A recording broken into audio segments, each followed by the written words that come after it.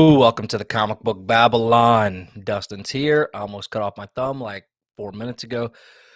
So we're running behind, but that doesn't matter because tonight is going to be a really interesting night. We might have, as the wrestlers say in WWE, turned a little heel if you follow us on Instagram. Tonight should be a very good, interesting. Again, Dustin's coming back. He may or may not have brought some backup. Don't know if Justin's going to jump on, but the mustache is back, so hit the like button while the intro plays, and stay tuned if you will. All right, and we're back because I can't find the intro button. Anyways, Dustin is headed back. We have been very interested in things going on in the comic book world surrounded around the MCU, comic book accuracy, and other things. So it is very CGC as well. We're going to be talking some schmack about CGC. So definitely get ready to voice some opinions in the chat. Okay? And we'll talk about things. We're going to respond to some comments on our Instagram page. That'll be interesting. And just see where the night takes us. So, real quick, let's say hello to some people in the chat. And again, we are going to talk some schmack. My hair is crazy because I did almost cut my finger off. I'm just realizing how bad it really looks. But take all of this with, we're not being mean, I guess. What up, Nosh? Patrick, what's going on? Yes, sorry, I apologize. I literally, it was bad. I almost passed out. What up, Pizza Dude? Pizza Dude. Jay the Collector. James Sovic, what's up? James, I picked up a new manga today. What up, Alan? Bleecker Street. Oh, get ready. Get ready. What up, Blue Hellion? What up, Alan? Again. Alan. That's already starting. What up, Kyle? Korean barbecue is not a joke. That's weird. You didn't have to do all that. Oh, golly. We did have Korean barbecue today. Well, I'm trying to actually set this up to where we can just clip it on. It should be synced. Oh. That would be way cooler, right? Way cool. Way cool. Way cool. I'm trying to get fancy. Go ahead and clip it on your shirt, and I'll change it. Hello. It's not ready yet. Nosh. Typical. I wonder if I could just give her one of these. Yeah, it probably would be fine. Yes, we're together. Let me scoot over, actually. Because we are together. Because we're together. I already showed them. All right. Let me know how the audio is. Is it okay? Is it bad? Is it better? Is it okay? Or is it bad or better? Is it too loud? Are we peaking? I think as a channel we've peaked. Like, we're so 2020. Scoot over this way. Two Brothers Comics is so 2019. Is it quiet? Let me see something. We can fix this. Fatal J. Oh, no. See, Okay. we got to watch what we say tonight. Fatal J will have us ripped in half next week on his show, man. Well, so I think he's been enjoying some of my Twitter or Instagram posts that are going on Twitter. I wasn't able to tell if he's been enjoying it or if he hates it. Who knows? Because Fatal J is one of the guys out there. You know, he likes to ruffle the feathers Anything like a from fox our in the hen guests that house we've too. waited? Anything that we heard from our possible guest? No, Okay. and that really, I hate that, man, because it would have how much. Is there a better show we could have had Trinity come on than this one? Fatal J said, "No, I love you guys." I think the only interaction I've had with Fatal J, I was on Perry's channel with him one night, but I always dig his channel, man. Fatal J is one of the guys out there that he started right around the same time we did, and man, he took off, man. He made the Snyder Cut happen by himself. He definitely was. Fatal J was carrying the torch, the pitchforks, all that front line. Like he made it happen.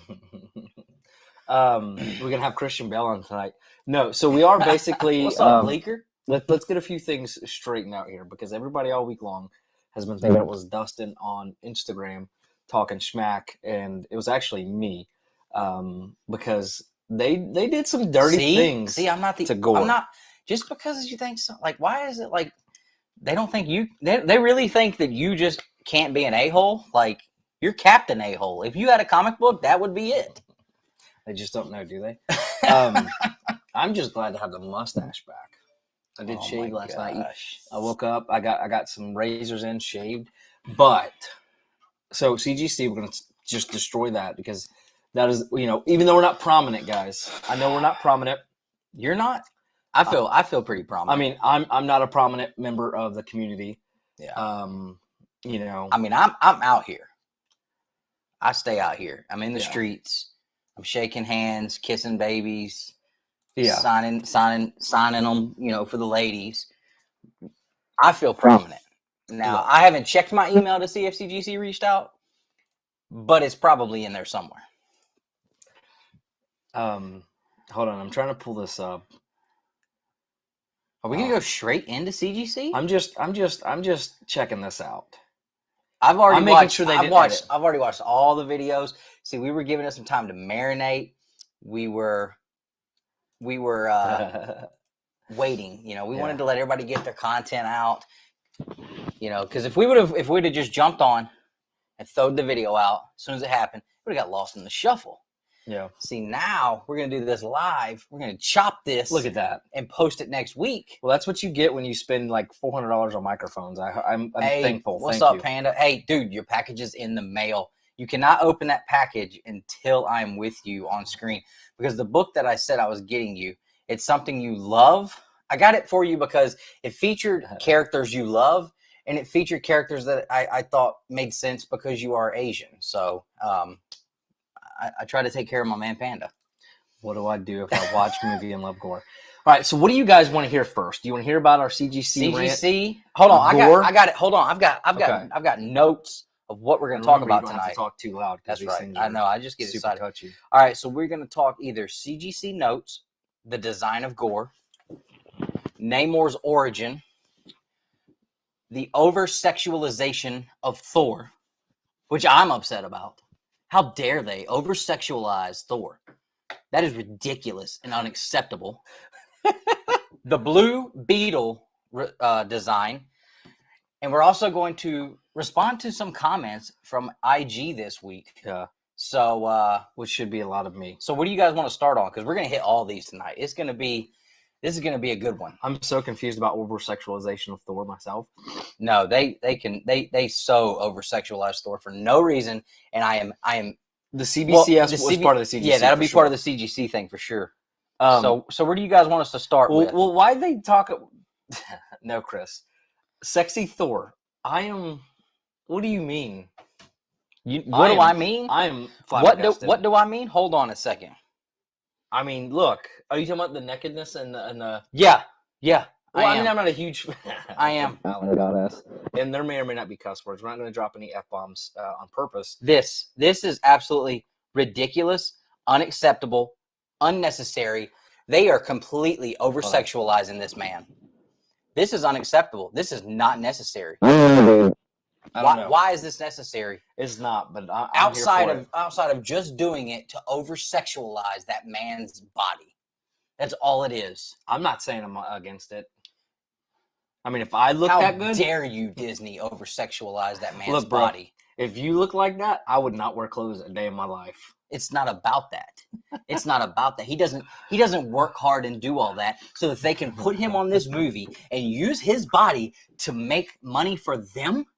That is ridiculous. It is unacceptable, and it is unnecessary. And I'm not standing for it. I'm not. Look, bro. Men, as long as they're an adult, but men or women, you look like that, dude. Look, just rock out. It's ridiculous, man. It's ridiculous. Rock out with your junk out. You know what I'm saying? I cannot believe that they would do that. Hey, Bearded Comic Bro. I found the manga. I'm going to send you. Get it. Where did you put Batman go? They're over there. I'm not getting up. I'm sending you some Batmanga, so I need your address. I'm going to Amazon it to you. 1960s classic Batman manga. It's not okay when they do it with women. It is not okay when they do it with us. It's absolutely okay when they do it with women, because 90s comic books did it with Mary Jane and all. By the way, we need a supermodel Mary Jane in the movies. because We had one, man. no, Come on, bro. I liked her. who? The No, bro, she was not supermodel Mary Jane. I thought she was super hot. No, But I was really young, and at that point, as long as she was walking, the like, more I bro, read, she was hot. the more the early 2000s Spider-Man is so amazing. But definitely not into the. Oh, for sure. Yeah, like obviously Dustin's playing around. Like if it was Nobody like her ass, no way. if Brie Larson, get the hell out of here, Brie Larson. But if it was they did that to a woman, it would be very bad. She would not allow that to happen anyway, because she is not starring in these movies for any other reason than to have a platform. She said. Is that what she said? That's what she said. Oh, I don't know. That's what she's here for. Well, anyways, again, if I look like that, dude, Thor, I would be butt naked. If I had a six pack of abs, you would be able to keep clothes on me. Do you know who the Liver King is? Yeah. Yeah, dude, I'd be like him, except I'd be in Budgie Smugglers. Eddie Hall. I'd be Eddie Hall in it, son. Liver King, that's a crazy dude, man. That guy, what he puts his family through and makes them eat all that stuff. I think it's all facade. I would hate my family, hate my father if he did that. I think he's a facade. All right, let's get serious here. Yep. All right, seriously though, like CGC or Gore, Blue Beetle. And by the way, if you Namor, see Gore misspelled anywhere, this guy, I know my guy. Kate Upton to play Mary Jane. Nah, bro, they need to die. Well, no, she's too old now. But if they would have taken what's her name from Transformers and dyed her hair red, no, dude, we need a natural redhead. Oh, okay. Honestly, Amber Heard would have been really good back in her prime, but before she was pooping in people's bed. Anywho's, we said Amber Heard, so the YouTube algorithm will pick this up for sure. That's true, Chris. Yeah, Megan Fox. Woo-wee. Yeah, that's a good point, Chris. That's a good point. All right, so let's just talk straight up. Let's just jump into the. My finger hurts so bad. Can you feel your heartbeat? I could, and my thumb. Like, what's up, B. Ramey? All right, Mexican Sun Mariner.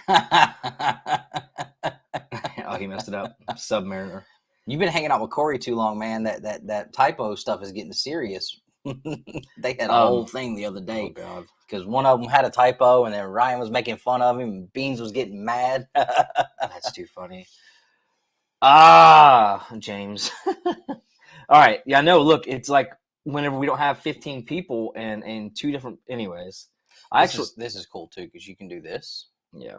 Swap them. And we get to see what they see. Yep.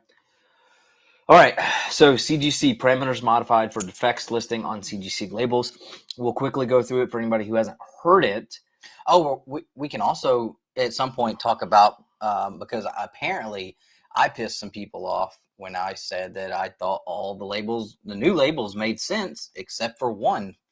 So maybe I can give some clarification on that as well. Yeah, whatever you want to do. This live stream is going to make for some great chop, edit, and drop content next week.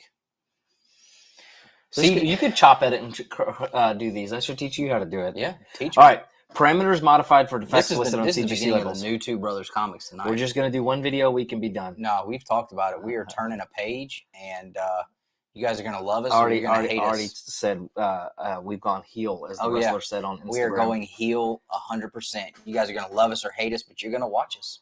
All right. Vince, what's up, dude? What up, Vince? All right, so I can't see comments right now because we're on this. But anyway, so real quick, because CGC members now have free access to graders notes, not as many defects will be listed on the certification label.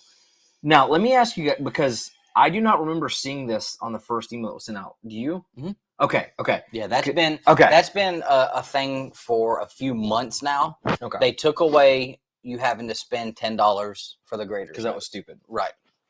See, but anyways, so okay. Also, fine. This is also still stupid, but we'll get into that. Yeah.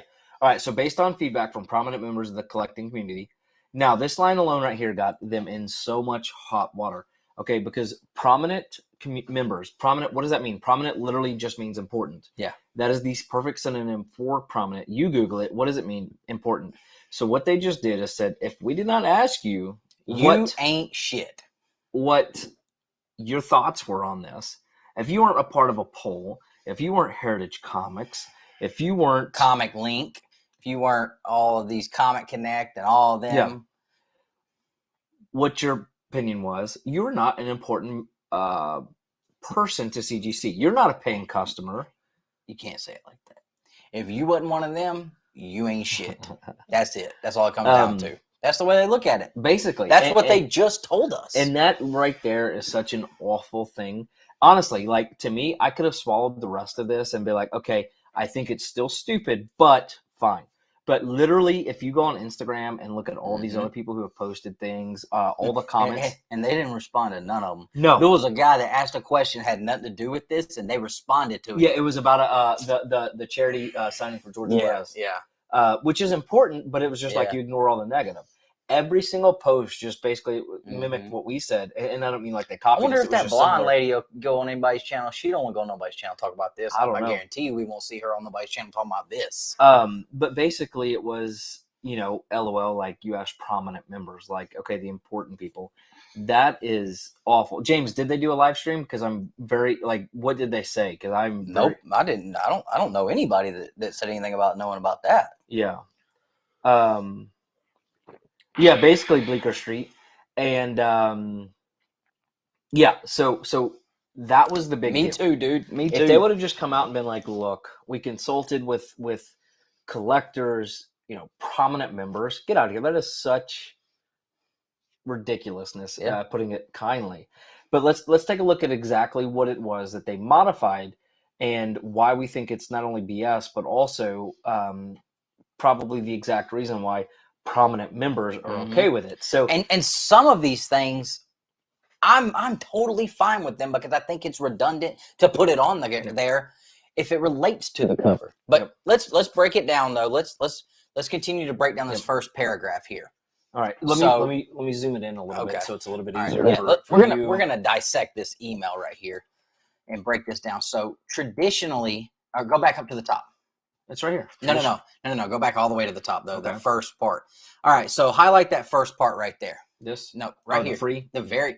So because CGC members have free access to Graders Notes, because the CGC members have access. So damn anybody that don't have, we're not going to give people that don't have a membership, we're not going to give them an option to pay for Graders Notes. We're not going to give them any way of knowing what the deal is with these books at all, unless you sign up as a member for us. What a money grab there. And you know what? From a marketing standpoint, from a capitalistic standpoint, is that a word? Capitalistic standpoint? Yeah. Yes, that makes sense. You're still you still made yourself look like a total D-bag for doing that when CBCS gives the free ones to everybody. Yep. Everybody. And not only that, but they put a freaking QR code right there on the slab. So all you got to do is click. And I use CGC. I've never used CBCS. I don't have a problem with CBCS other than the fact that all the slabs that I bought in past years were all CGC. So just for the matching, that's the only reason why I go with them. However, to force people who don't even send books in, because how many people out there, I guarantee you, there are just as many people out there who will just only buy graded books as there are people that send them in. Yep. Because the whole thing has always been, well, I can either buy it raw and take a chance that I know what grade it might be, or I can just buy it graded. Yep. That's always been a thing people say, just buy it graded. Yep. So Not anymore, and we're going to get into why now. So let's go down. Let's check out some more of this here. All right. So traditionally, certain defects were listed on the CGC label if they were present on a certified comic book, which were also recorded in the comic book's grader notes. If you even get them. Yeah. If you even get them. And if you're not going to get them in the grader notes, you're likely not going to get them on the label anyway, so that doesn't matter. But suffice it to say, if you get grader notes, or if they're even halfway decent grader notes. Yeah. Because CGC members now. What did I find today? I found a comic. I found a slab. Yeah, that was at a staple popped and cover separated. Yeah. So we were at Haven Comics today, and I was looking at a Daredevil number 7, 3.5. Yep. And I checked the grader's notes on it, and guess what it said in the grader's notes? Top staple completely detached. It wasn't notated on the label. Nope. So they've been doing this for a long time. Picking and choosing when they're going to put this stuff on the label anyway. That was supposed to have already been on the label, that there was that it was detached. and it wasn't even that on book there. was graded in what? A 3.5, and it was graded in 2020. I thought you said 2021, something like that. Maybe it was fairly 2021, recent, but it was because it wasn't August of 2021. Yeah. So August of last year. So they weren't even doing it before. They weren't even, and we know they've been inconsistent. Hell, recently people have been saying left and right they're sending in books. They're getting back 8.0s, 8.5s with no graders notes. Like what is the ceiling, the threshold? Yeah, for something that should have graders notes, and why haven't they established that? Why aren't they being transparent about that? And why are they being so consistently inconsistent about the graders notes, no matter what the grade is? I know people that have sent in and got 7.0s, no grader notes. Yep. Like, what the hell is wrong with y'all? Bunch of bitches. It's not like, and yeah, the turnaround times have gotten faster. If you ship by FedEx, if you send your stuff into them through USPS, it is going to still take forever. Yep. They're exactly. A 9.8 should have grader notes. Tell me exactly why it's in the 10. I mean, if you have the time to specifically look and say, okay, that right there's like that, how long does it take to just scribble a note on a freaking Post-it note and slap it on the front of the book? What up, Dan? And I'm trying to get some comments. What's up, Dan? Ryan, what up? What up? Oh, that's a good idea, Bleecker Street. Grader notes attached from sellers. But we're going to talk about why now everybody's at stand up and why we think people are going to take advantage. Yeah, we got a lot. Paying for the graders notes, that's been a ripoff for a very long time. We almost started a conversation about this in the car today, and we decided to stop and wait. So, yeah.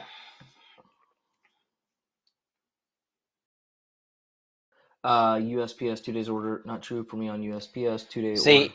I sent my stuff in USPS, and they've been sitting there for 4 weeks, and they've been in grading and scheduled for grading from day one. Yeah. Now, I know people that use the same account that I'm using, and they've gotten probably 8 or 9 submissions there and back in the same tier. So and they use FedEx. So that's the only reason why I say that. So yeah. So then, so they're not consistent about the freaking how you ship it. Like, there's nothing consistent about them. We can say that with 100% confidence. There is nothing consistent. So not to go on a tangent about. But thanks for sharing that, dude. I appreciate that, because I seriously thought that was a thing. Yeah, Dan, that's a very interesting point, and I think it's. We'll see, right? So let's kind of go over it again, because I think a lot of people have seen it, and I think people are here more so for our thoughts versus this. But CGC label, we already read through that. So because CGC members now can have free access to graders notes, this redundancy is being eliminated from the label for the presence of the following defects: stickers, Siamese pages. What are Siamese pages? I believe if they're like twinned or stuck together. Okay. Yeah, Siamese would be twins, I think. Okay. Yes. Correct me if I'm wrong, guys, but like if you hear about Siamese twins, things like that. I've never heard of Siamese pages. Yeah, that's kind of weird. Punch holes, staples added after manufacturing. That's a big one to me. Staples. We'll go back through and hit every one of these. Detachments, fully split spine. That's really massive. Yeah. Tape, significant missing parts from the cover. Lamination, miscuts, puzzles or coupons cut out. I believe that would also include like MVS stamps, things like that. Yeah, which is going to pick up here in the next one. They're not going to identify on the label significant pieces, pages, wraps, or inserts from the interior of the comic missing. And they're also going to be discontinuing the terms incomplete, does not affect story, or incomplete affects story. Okay, so double print of the same page or connected pages cut wrong. And see, I also thought it was pages stuck together. Yeah, so, I mean, that makes sense. Everybody has a different... that makes sense, because that movie where they were brothers and they were Siamese twins, they were like stuck on You. That was the name of the movie. Yeah. Okay, so again, but I've never heard of Darkish Timeline. I don't know if we've seen you before, but thanks for hanging out. Yep. All right. So let's break down. Let's start at the top. So stickers. And again, it's not... And so when they're talking about stickers, like that makes me think of like a price tag, like somebody put on the cover of a book. Now, if there's a price tag on the cover of the book, I can see that with my 2 eyeballs. I don't need that in the grader's notes. I don't need that on the label for sure. That is perfectly fine. That don't make no sense for them to have it on there to begin with. Agree? Yeah, that's fine. Siamese pages.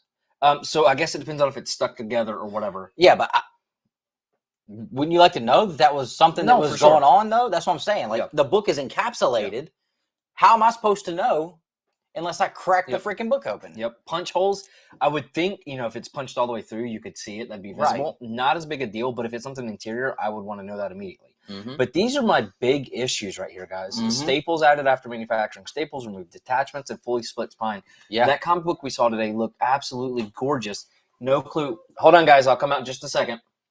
Had no clue that the spine was even. Yeah, it said it had severe spine split. Like over half the book, the spine was split on it. Had detached staples. Yeah. You can't really look at a book inside of a slab and tell that, staples have been replaced, or it's missing staples, or staples have been added. You can't always tell. If it was done well when they added those staples, you can't always tell. And so I'm a part of a new pressing group, a very large one, and I saw this dude legit take rusted up. Okay. He was the Vegeta guy that I got in the fight with last year. Right on, dude. I loved it. See, he has good taste. Unlike you. Actually, speaking of which, I believe he was that Vegeta that's right back there in that card special card thing. Patrick's Garage. I don't know that we've seen you comment before. Well, he was commenting a little bit earlier. Okay. So again, I was on part of this pressing and cleaning page, and they posted one picture of rusted, like really terrible rusted staples, like bad, where you could see the corrosion build up on the staples. And they hit you hard for that. They had it removed. Not only did they just remove them, he has a different gauge staple wire that he'll put back into the book and make it look exactly as if it was done. New. Came back, a blue label, no notes anywhere in the grader notes. I know people. And granted, that's if it's not, they don't pick it up. Right. But those are the type of things people are doing. I would want to know. And that's important to me. And I know people who have literally like little small containers of staples, and they've got labels on those containers from what year the books that staple came out of, so they can replace staples with the same year, and you can't tell. Yeah. And CGC can't always pick that up. Yep. But yeah, so those things are definitely things I want to know. When I'm buying a book. Anything that's on the interior like that, you got to be able to know. Yep. But again, the big one, detachments, fully split spines, those things you're not going to be able to pick up. And when you're at a con, and if you're wheeling and dealing, or there's a bunch of people, you need to be able to see these things pretty quickly. If you're spending a significant amount of money, maybe you sit down and pull up the grader's notes and look through every little thing. But CGC is there for us to be able to quickly evaluate a book based on the grade, any issues, very quickly. I can look at a book and see if it has foxing or some spine ticks. You can't always tell if it's fully detached because of how it's encapsulated, or if staples have been replaced, unless those things are on the note. Yeah, especially after you press a book, if the staple's detached. After it's pressed, if it's done well, you're not going to be able to look at that and tell that it's detached, because the pressing is supposed to help the presentability of the book, and that's one thing that will present better is the staple is going to look attached on most times. So that's really ridiculous. Tape, honestly, that's not as big of a deal unless it's on the interior, and that's where a lot of people put it. But to hold the detached cover. So if they're not going to tell you the cover's detached, then they're also not going to tell you it's holding on by tape. And again, you should, and don't get us wrong, guys. You should always do your full due diligence before you buy any big books. But we'll get into that part about why it seems very shady and ridiculous. Significant missing parts from the cover. I mean, you can use your eyeballs. Look, well, most people will. You won't. If you want to grab it, I was going to say, let's check that and see. I bet it doesn't say on that one. So we can't see the Oh, I'm just kidding here. So I spent a significant amount of money on a comic book before I even looked at it. So that's on me. Sorry guys. I didn't realize we weren't sharing the screen still. Give me a second. There we go. It's back. So there's that. This is a Mark Jewelers. I didn't realize that. Yep, that's why made it a little bit easier. Lamination, miscuts, puzzles, or coupons. Filled out. Sorry, I thought that said cut out earlier. See, now this one's a little different because you do have the custom label. Is it on the back? No, it's not on the back either. Why do they call them custom labels if it's not really custom? It's just everybody. Like it. But I'm saying everybody can get that label. Yeah. I mean, it's just the Spider-Man label. It's not a custom label. Custom label would be something you design and have them do for you. All right, just show them. All right, so this is what they're talking about. Giant pieces missing out of the cover here. And Nick failed to notice this before he made a deal, and then there we go. But it's okay. I got it for a really good steal. I'm happy, and it is a beautiful and like the most gorgeous 3.0 you'll ever see. Yeah, for sure. I mean, if I page, do this, I mean, if that piece wasn't missing, like That's an 8.085 all day. yeah, dude. I don't know. No, it's probably no, because you do have a color break there. You've got some stuff going on with it. It's beautiful. It's probably at least because you're also missing chunks out of the first 2-3 pages. I'm saying if like that damage wasn't done. Yeah, it would probably be like a 7 because it is. I bet it'd be a 7. I never noticed it was missing pages Or chunks out of the pages. Yeah, that doesn't bother me as much. Oh, is the audio worse now? Oh no! Did something happen? Let me know if anybody else had the bad audio. No, we're good there. Still good here. Maybe. I don't know. Check, see. Let us know, guys, if anybody else having audio issues. Okay, whenever y'all try putting the mic on your shirt pocket, yeah, do your shirt pocket. Maybe that'll be a little better. I bet you it's picking up movement whenever you're back there moving. Stuff. Anyways, all right, so let's go back to this. And sorry if you hear any kid noises. My kid's brushing their teeth. Is that any better, guys? So yeah, the significant pages missing from the cover.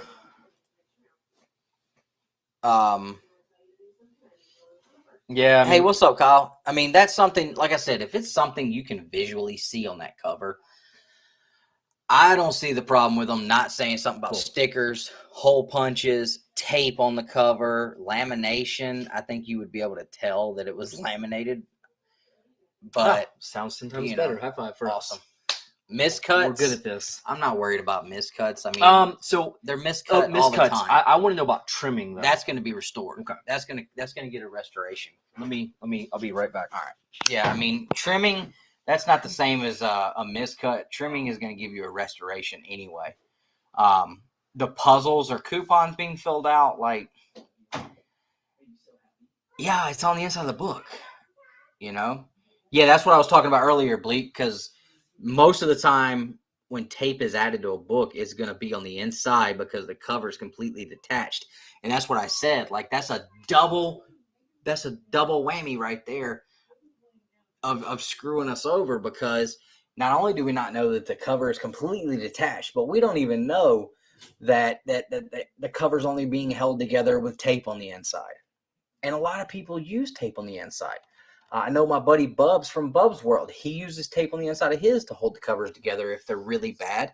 And, you know, he just wants the book to present well. And that's stuff that you got to know. It's stuff that really sucks that they're not going to let you know. And the only way you're going to know is if you pay for that membership. And not everybody that collects comics or graded books sends them in. So why would I want to pay for a full membership if I'm not even going to send books in? I just want to go to the cons. I want to go to the shops and buy them graded. The whole reasoning behind me buying them graded is so I know what I got. Like I said, how many times do you hear people say, you know, if you want to buy this book, it's a big book. You know, it's a lot of the times it's best to just buy it graded. That way you know what you're getting. And they're taking that whole entire thing away with this. In my opinion, if you're going to go this route and completely take away the ability for someone who is not sending books in to get graded, who just wants to buy graded books to have in their collection, if you're going to take away their ability to have that transparency about what's going on with that book, then you need to offer a much, much cheaper membership that just gives you access to graders' notes. Why not do that? Why not offer for $15 a year? You can have access to graders' notes, and that's it. You can't send any books in. All you can do is have access to the free graders' notes. Because I feel like that's cheaper. It's only $10 cheaper, but it's still cheaper than having to pay for the full membership that you're not even going to use, because you don't send books in to get graded. You don't even buy them raw. So $15 a year, and you get access just to the graders' notes.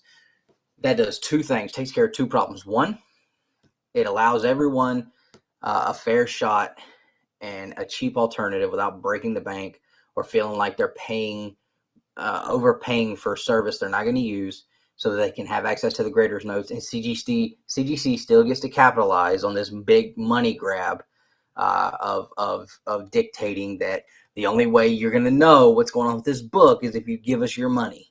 Is not you can't we're not just going to let you guys send the books in to get graded and then sell them, and if you want to buy one of our books, we're going to find a way to get a cut off of that. That's the way I feel about this. Like, I feel like they're trying to figure out a way to get a cut off of the books that are being resold after being graded. So we're going to force you guys to pay for that. Oh, come on. Let me go sleep, boy. So they're going to force you guys to pay for it. So at least give those people a cheaper alternative that at least will grant them access to the graders notes. I'm not sure what everyone else's thoughts on that is. I mean, how do you guys feel about that? Do you guys think that that's something that sounds reasonable, or is it crazy? I'm curious what the suits at Blackstone are thinking, since they've invested $500 million into CGC in the last year. Well, I'm thinking that this was probably their idea.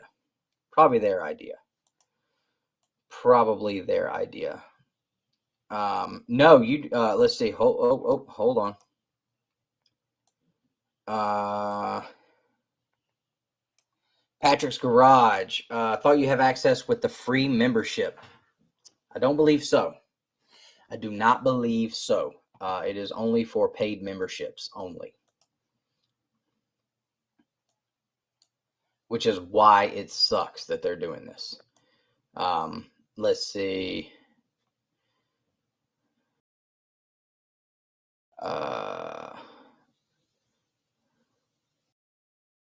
Trying to get back up to your comment, Bleak.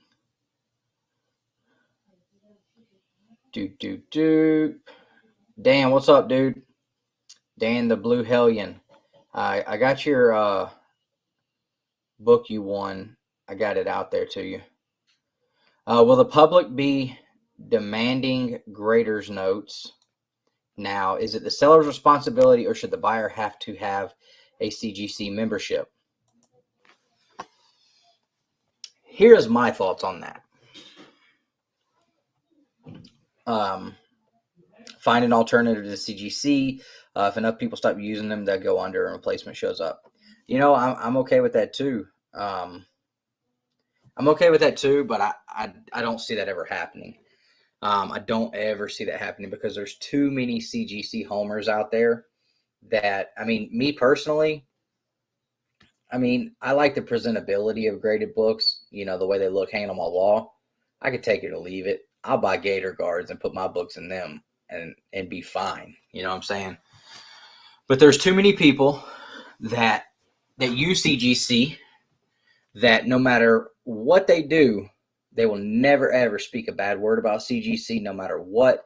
And they will stay loyal and continue to use them no matter what happens. And I think there's too many of those people out there to ever see CGC tumble. That's just my thoughts. And I use CGC exclusively myself, but here's the other thing. Darkest Timeline, the other side of your comment is, if everybody stops using them, that's not really gonna happen. But what we can do is we can voice our opinion and be the vocal minority, vocal majority, whichever it is. If we're vocal enough and continue to call them out, and CGC just generally has a bad rap, like the concept, whether it be a misconception or not, has a bad rap.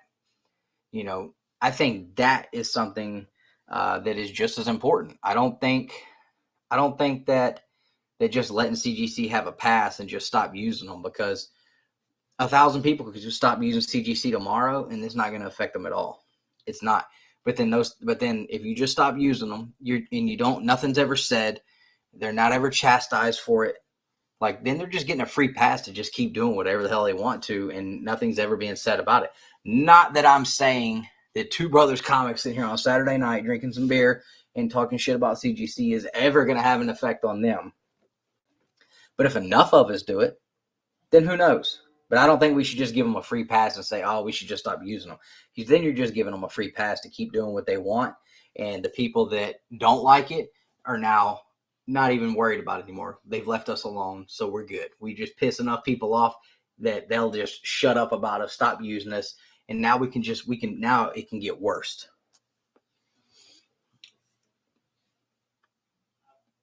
Well, I'm Dustin with a D, Dan. I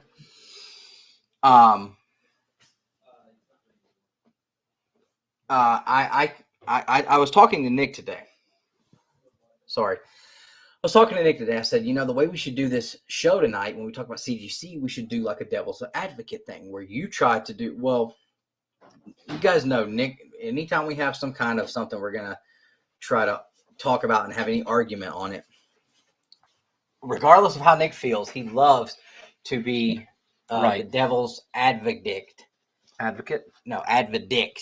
Oh, keep it down just a hair. And try to completely get me flustered by agreeing with anything I disagree with, whether he believes it or not. And he literally said there's nothing that I can come up with that I could even try to do that with this. Absolutely not. There's nothing positive about this at all. Hey, no problem, Dan. There's nothing positive about this at all. None. There are some parts of it that I think could be, and Bleeker, I'm going to get back to your comment. I was waiting for Nick to get back in here. There's nothing. There's a few things on here that I can see not being a big deal. Like I said, I don't think that we need something on the label that shows us something is wrong that we can visibly see on the cover. Yep. Because if you're going to talk about, a sticker on the cover, like where does it end? Something like that, fine. But anything that has to do with the inside of that book, anything that has to do with that spine on that book that you can't see, that you can't tell, that shit needs to be on that label. Mm-hmm. And I made the point earlier of, if they're going to do this, instead of alienating those people who don't want to buy a membership that they know they're not going to use to send books in, offer a very cheap membership that allows you only access to the grader's notes. Because it does two things. It gives those people, one more time, offer a cheaper membership, $10, $15 a year, that only gives you access to grader's notes. You pay your membership for the year and you have access to grader's notes. That's it. Why would they do that when they're already doing it for free right now? But you had to have a membership. It's free. That's what the first line of this said, was it's a free. It's free to members. No. Yeah, CGC members. Yeah. But hold on, I believe they do offer a free membership tier. Yeah, but I don't think you can get grader's notes on that one. Maybe somebody can correct us on that or not. Because somebody asked about that.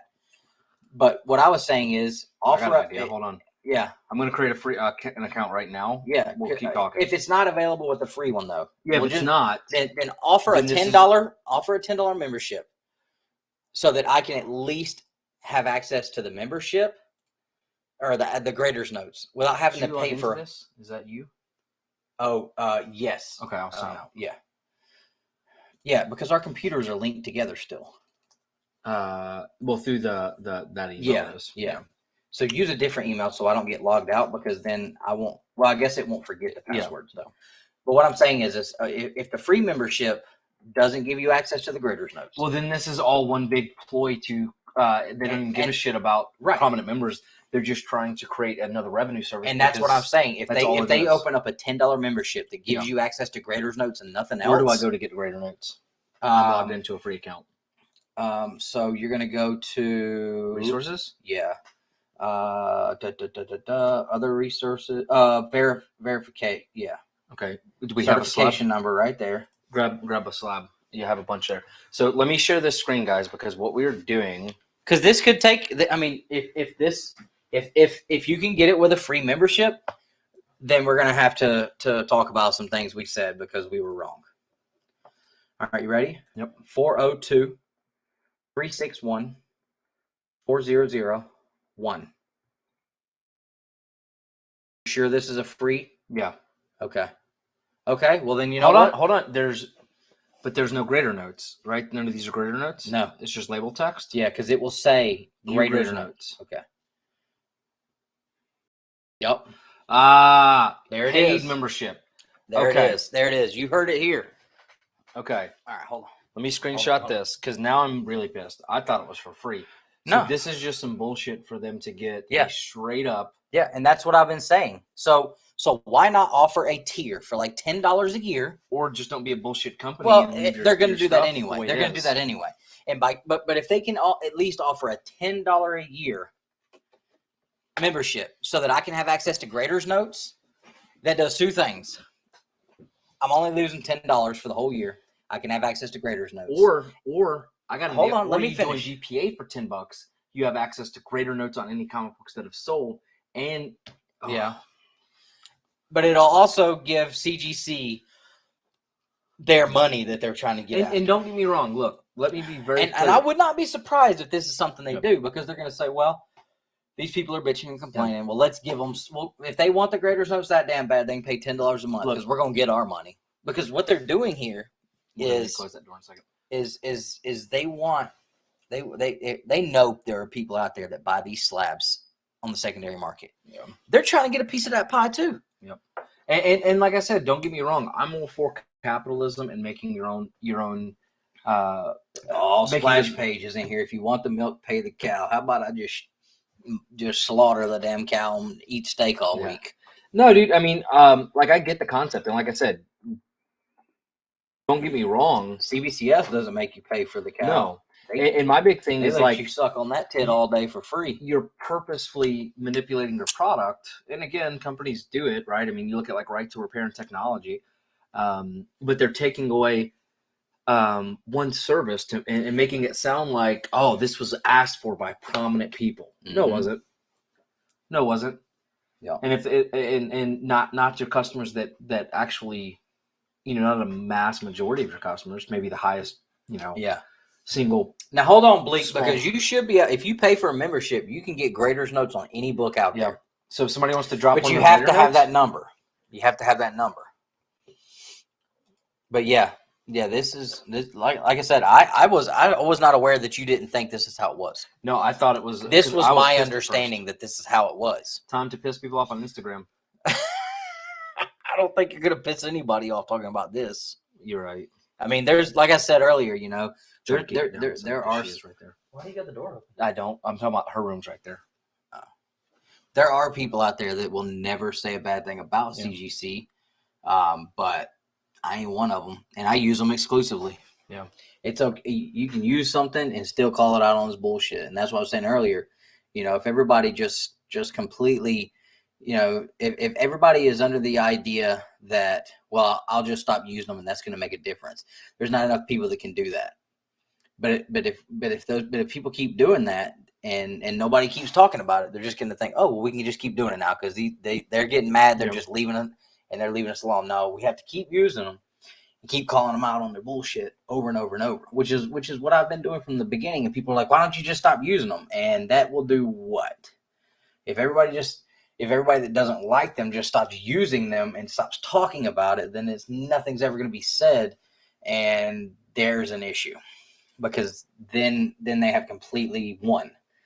And like I said, I don't think that this little live stream on this rinky-dink channel is going to make any difference, but if enough of us do, sure, maybe. Now, there's some bigger channels in our community. There's some bigger channels in our community that I don't think will ever say anything, because we can't sever ties with relationships no matter how we feel about it. But I definitely think that the bigger your platform, the better shot you have at making a difference. So I think that's doing a disservice to the community by not. So. There's been a bunch of little channels like us that have said stuff, but we haven't heard anything I've from not anybody. seen a single positive thing yet. Yeah, but we haven't seen anything from any channels, that are, larger followings and have a bigger reach. And I think those channels by not ever trying to call them out on stuff like this by just ignoring it because we don't want to sever any relationships or potential future relationships. I think that's doing a disservice to the community, but that's just my thoughts. That is insane to me. That legitimate, like this is. I can't believe you thought that. That's why everybody's been so pissed. No, I was posting on Instagram and reading, like, dude. Yeah, that's right. Yeah, that's the other thing. This is insane.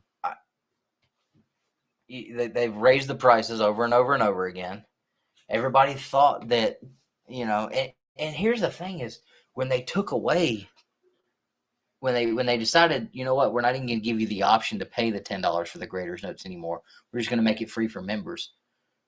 That pissed people off too because that was where it started. Well, and I was pissed about that when it happened. That's where it started, and that was to lead up to this.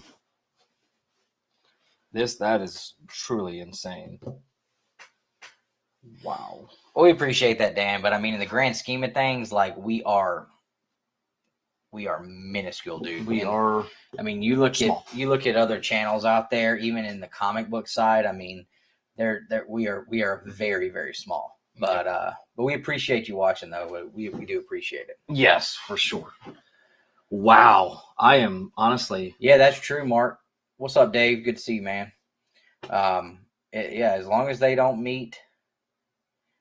Yeah, and they took away. They molded tiers together, and like they did all kind of stupid stuff this year. I mean, I'm legitimately, and like I said, like it's a beautifully smart business practice. Yeah, you're going to piss people off, but like people who are buying comic books and stuff, now it is no longer the ability to go and wheel a deal at comic books, cons or comic shops or whatever. Yeah. It's now I have to have my paid CGC comic book to be able to access free grader notes. Yeah.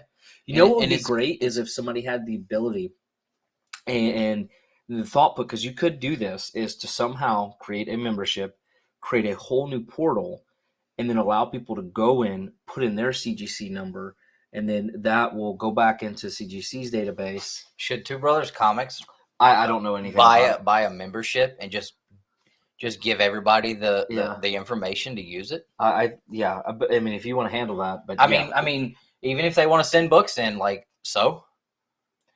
I am telling you, this is mind-blowing. Maybe we'll do that. Maybe we'll just buy a membership so that and we'll just put that information in our description. So if you want to look up graders notes, here you go. I'm not that you're going to see the damn graders notes on the damn thing anyway, but wow.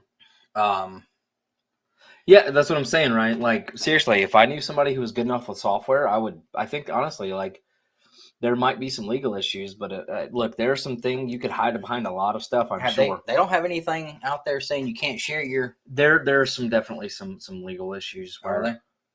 Could make it a part of channel. I'll tell you what. Anybody that wants graders notes, you hit me up. Yeah, and if you're in the Forgotten chat as a member, obviously you have priority. Yeah. So Bleecker Street dropped the comment on. Whose responsibility is it at this point going forward? Say you're at a Comic-Con and you have one of these new slabs. Yeah. Is it the seller's responsibility to provide those graders notes, or is it on the buyer to go ahead and, fork the money out and have the membership? I mean, from a moral, ethical standpoint, if you have a comic book that you know is something significantly wrong with that you cannot visually see, I would say it would behoove you as a decent human being to provide that information. Yeah. However, in all reality, it's always going to be. I can answer your question for you though, real quick and easy. I can answer that question real quick and easy. What? But yeah, I mean, it's always going to be on the seller. It's always going to be on the consumer of any product to do your due diligence, unless you're being sold something, and specifically, I got it right here. Don't you mess up that book? That's an awesome book. I got two of them. If I mess it up, Nick, you want to buy this book? Oh God, he's Wolf on Wall Street me. Nick, you want to buy this book? Please don't mess it up. I'm not. I've got two. I'm just worried you're going to rip it in half and like it's something in the middle. No. Yes, I would like to buy that book. Okay, cool. It's $40. Raw copy. Near mint condition, they're selling for $45. I'm cutting you a deal. You got any questions? Exactly. You got any questions? We're talking about a raw book, bro. I have no questions. I'm just gonna take it. Yeah? Yeah. Okay. All right. Well, I'm not gonna tell you it's missing. I mean, if you're buying a raw book, you're gonna ask. First question is always, is there anything wrong with it? You're gonna ask. Well, I mean, whenever I spent, So if you're gonna, and I think we all agree as sellers and buyers on a raw book, if you do not disclose anything wrong with this book, that's a good point. If you do not disclose page 4 is missing, page 4 has a big ass cut in it. If you don't disclose that information on a raw book, you have really, really shit on somebody. Yeah and no, but I mean, like how many? Again, I bought that. If I'm on Whatnot, if I'm on Whatnot selling books, I'm thinking in like a con setting. That's fine. Even in a con setting, you're not going to buy a $6,000. No, I'm not saying great that. I'm ungraded book without a general practice. A rule of thumb is like this: the buyer should always ask, because a lot of, and I'm being practical about it from a con standpoint, because these sellers, and that's fine. You know what I mean? Fine. Like we've been at cons where they have 50 people at a booth. That's like fair. They're handing books left and right. How about this though? Do you remember what this is? Don't say it out loud. All right. So I got another thing. I got another scenario. So we're at a Comic-Con. You want to buy this book for $40? Sure. What are you gonna ask me? Anything wrong with it? Maybe. No. Look, it's got all the pages are here. Everything's near mint. Everything looks good. You can see it. Okay, you good? Yep. $40. You good? Great. Cool. Want to buy this book? $1,500, Nick. Yeah, I'm gonna want to. Well, if you're me, you got any questions you want to ask me about this book? No, because it's a 3.0 white pages, and I know it's what I'm getting. Right. All right. Cool. In theory. Missing page 13, but he doesn't know that, and I don't give a damn. He didn't ask me if it was missing anything. Yeah. But again, from a moral standpoint, it should always. Exactly. But that's the thing. Like from a moral standpoint, but I'm showing you like no matter who you're gonna lay the responsibility on, whether it be you or me, the buyer or the seller, unless you have a buyer who is educated enough to know to ask, and in the seller who is a decent enough human being to relay the correct information, they're not going to lie to you on a raw book. They can open that up. I can open that up right in front of you. I can walk away. I can buy the book, open it up right in front of you, and see you lied to me. They're not going to lie about a raw book. Folks are going to lie about these all day. Now we have gone from this being your surefire way to not get screwed out of a book to being this is the only way you're not going to get screwed out of a book is buying it raw. That's what just happened.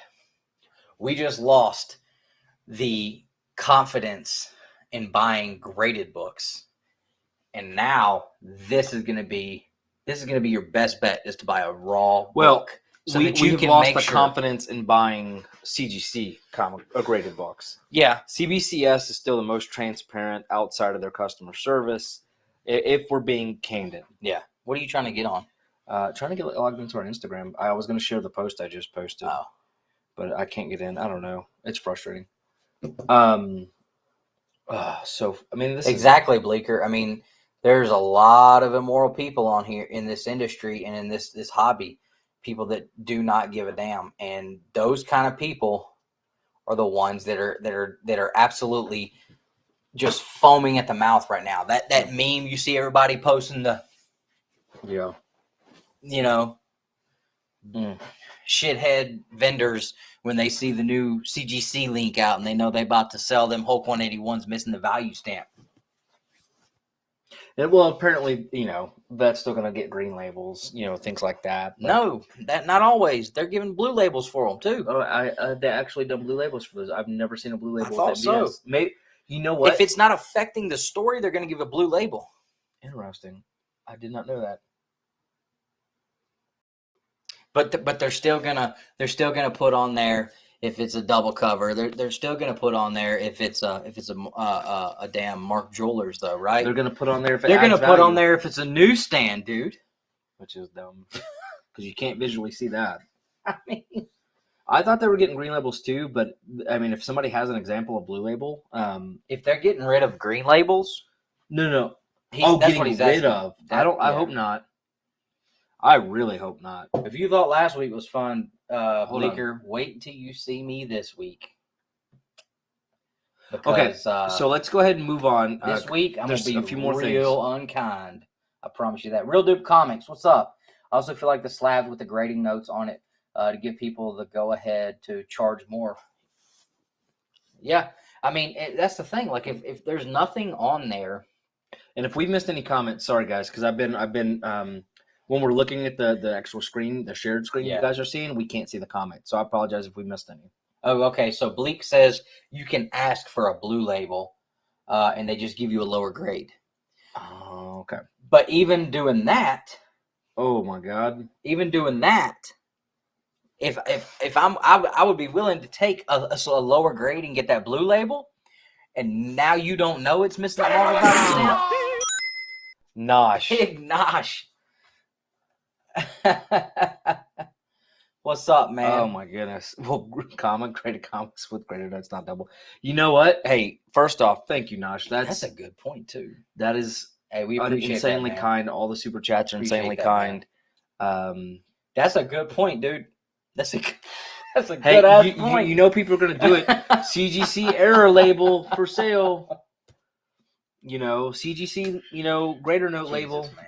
Great. Nosh has done started something. I mean, the stupid things people will pay more money for that make no sense. I'm going to put this on our Instagram I later. shouldn't say the stupid things, but the things that are crazy that people pay more money to, in my opinion, because we do support people collecting their way, but the things people will pay more for because there's an ink blot somewhere, like, and now it's worth $500,000 more. Like, I could see it. I could totally see it.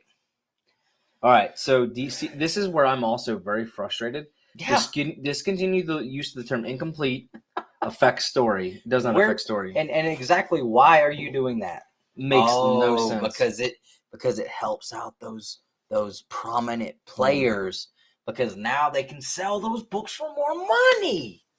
Damn, that was smart. Yeah, because if I have a 3.0 and one maybe has an ad page messed up and one has a full ass page messed up. Yeah. What am I like? It says page 19 on the grader notes missing. Yeah. Well, hell, and how the am I thing supposed to know is what page 19 is? Well, because you send in $10,000 to $20,000 worth of books per month, and we know that's going to help you out. No. Damn the other guy that only sends in like 40 books a year. Like, we don't care. We're trying to take care of you, man. We're trying to prop you up. This is insane. And if you try to tell me that you don't think these prominent members, these big, huge players out here that are sending in thousands and thousands and thousands, tens of thousands of dollars worth of books a month, we're not in their ears saying, hey, this would really help us out with moving these books that we're paying all this money for you guys to grade, because we're having a hard time getting rid of some of these because people don't want to pay because of, it's missing this. So if that wasn't on the label, then, we don't have to, we're not obligated to disclose that information. There's not a law or a rule that says you have to.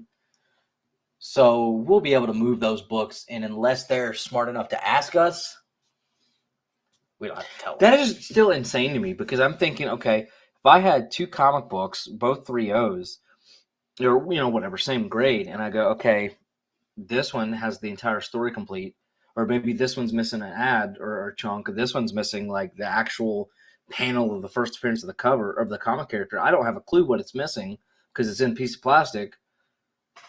Oh my God. That is insane. Oh, I know one that would do it too, Darkish Timeline. I know one that would probably do it too. I mean, seriously, mind blown there with that one. And then, okay, so the CGC label will continue to display restoration, conservation, and qualifiers. Cool. Including married parts, color copies, wrong parts, coverless comics. Well, hot damn, we're going to get a coverless comic because we aren't smart enough to see that shit.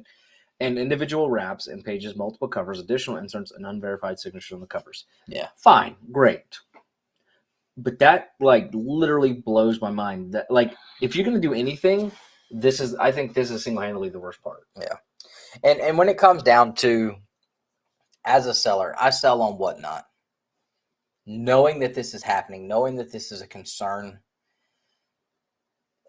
even if I want to take the selfish route and say, just for me, just so that I don't have to worry about my image as a seller, because you don't want to tarnish your image as a seller. Especially not in this community. I'm definitely going to if at the very least, before I sell the book, I'm going to hold that book up there and say, here is the CGC number. You can go check the grader's notes yourself, but I will also go ahead and let you know this is what's wrong with this book. Here's the issues, because I want to make sure I don't tarnish my image. And as a seller, that's where I say, I wouldn't necessarily say it's your responsibility, but like Nick said, I think it would behoove you as a seller for your image to disclose as much information about the book that you're selling, just like you would a raw book. You're not going to try to hide stuff and not disclose information that you know about a raw book, because there's a good chance they're going to find out. And as soon as they do and they let everybody else know, that's your ass. So I think at this point you have to treat a graded book just like you would a raw book. And I've never really sold many graded books, but I'm about to be. I've got a lot of stuff I'm sending in to get graded that I'll be selling. And even if this wasn't happening, I would make sure, like, people know, like, hey, it doesn't say it on here, but the top staple is detached on this book. Like, because if I don't say something about it and they do find out about it and it pisses them off and it looks like I tried to hide it, who's to say they're not going to go say, hey, that dude over at Two Brothers Comics is a real sumbitch, man. He got me for, so much money because he didn't tell me that that the book was detached at the top staple, or the whole damn cover was detached. So I think at this point, as a buyer and a seller, we're going to have to treat the graded books just like we do raw books. And maybe you just, maybe buying the raw books at this point is going to be a lot better off for you. You might not get the exact grade that you want, but at least you know what you're getting overall or what you're not getting overall. And I'm honestly curious if anybody actually has a positive opinion of this. I would love to hear a good counter argument, because I genuinely, because you guys know I love to piss Dustin off, but I can't think of a single positive reason. Yeah. And I've defended a lot of things, right? The price increase. I don't think it was a positive idea, but from a business standpoint, and inflation, everything else going on, yes, that made sense. CBCS's price increase, yes, that makes sense. But it's frustrating because you see CGC doing things like this, and they get away with it time and time again because, well, quite frankly, they're still the market leader. If we're being candid, it has the biggest trust factor, I think, and I do trust CBCS 100%. I think their labels are just great looking. And honestly, the custom labels are sweet. I won't lie. Like, I'm not going to lie. That's a pretty nice Spider-Man label. Their cases are better at CBCS, in my opinion. They're sturdier. They're stronger. I don't have nearly as many quality control issues from what I've seen or my own experiences. Their issues have been turnaround time and customer service, of being very candid. CGC doesn't have great customer service, and their turnaround time has improved for certain tiers. So neither one are great, but it's just so frustrating because you see things like this. Mm-hmm. And then CBCS came out and basically said exactly, which I think that was a brilliant move. But they did get slaughtered in some of the comments about their turnaround times, customer service, things like that, which is fair, right? I mean, even in a lot of that was some of those CGC homers that and there's some people who CGC can do no wrong. They're just not gonna. They're not. If CGC does something that even the most CGC homer person on the planet knows is wrong, they're just not going to say anything. They're not going to say anything.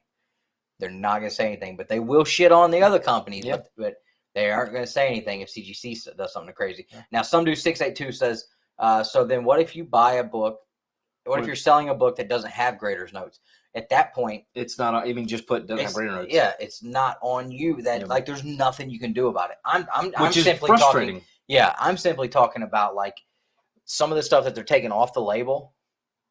If it's in those grader's notes, like, you should definitely disclose that information.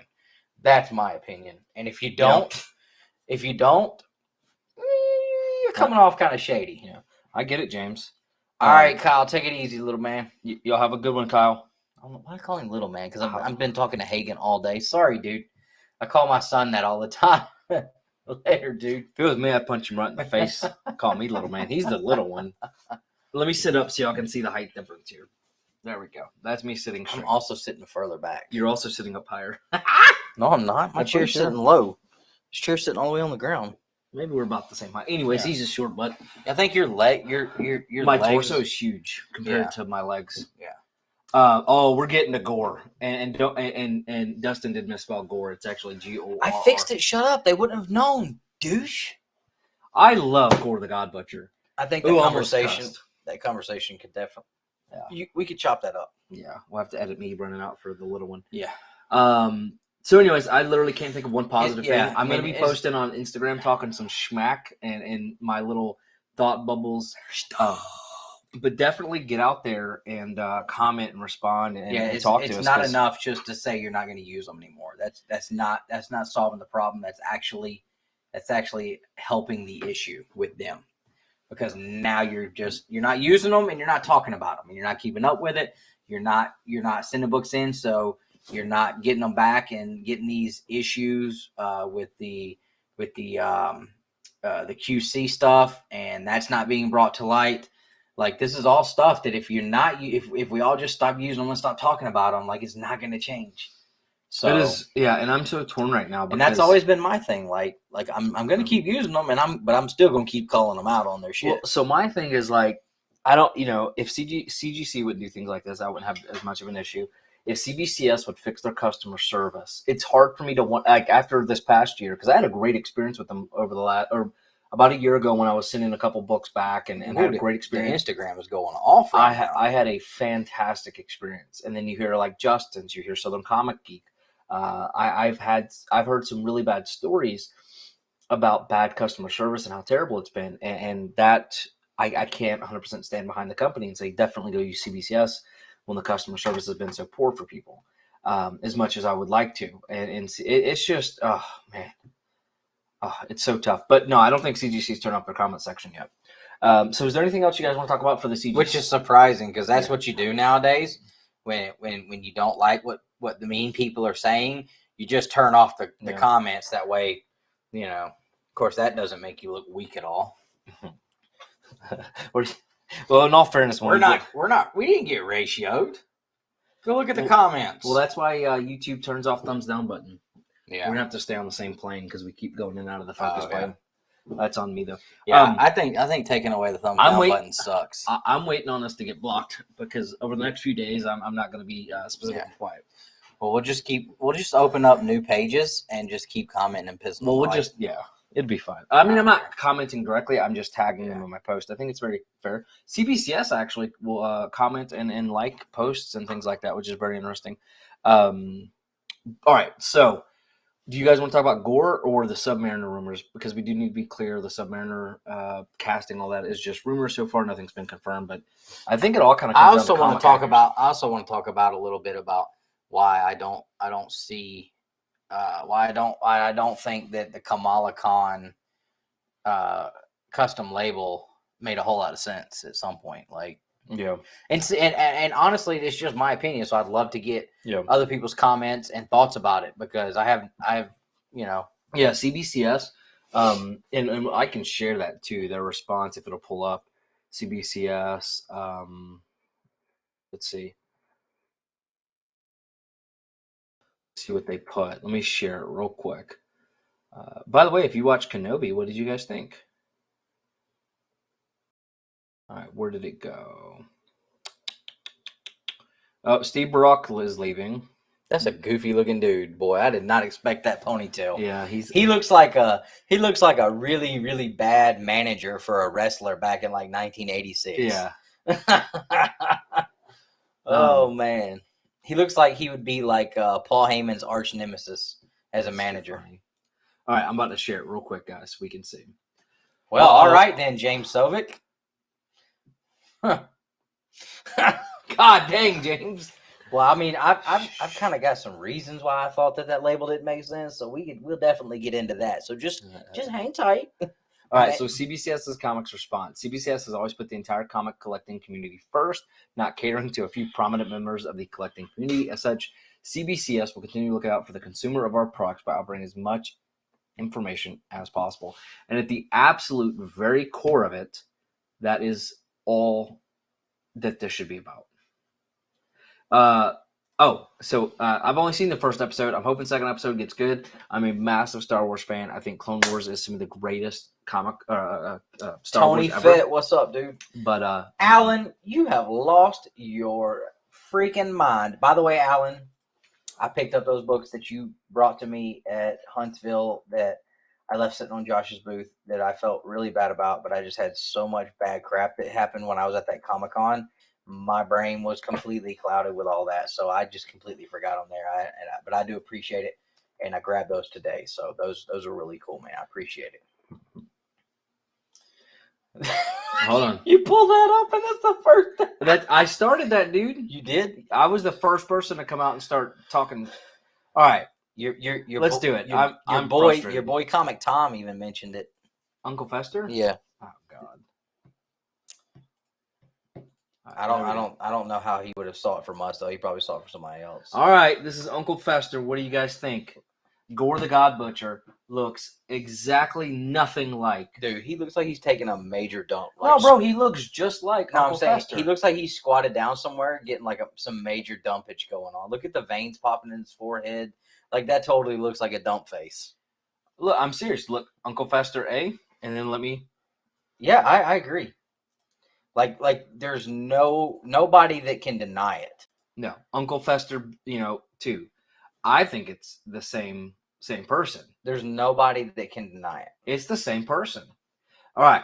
So I've been Too bad there isn't an Uncle Fester custom label. I'm telling you guys.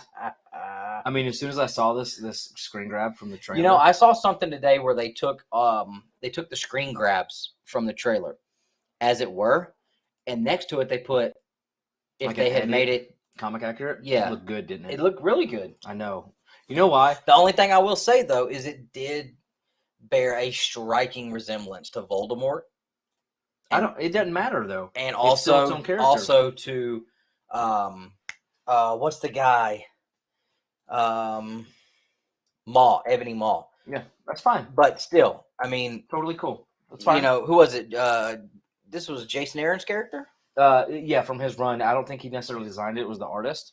Yeah, but they've but I was also gonna been say ripping whoever his art right off of the pages, putting in their movie. And Yeah. all right, so Yeah, so to the people that were and we're gonna respond to some Instagram comments on I'm this pulling too. them up.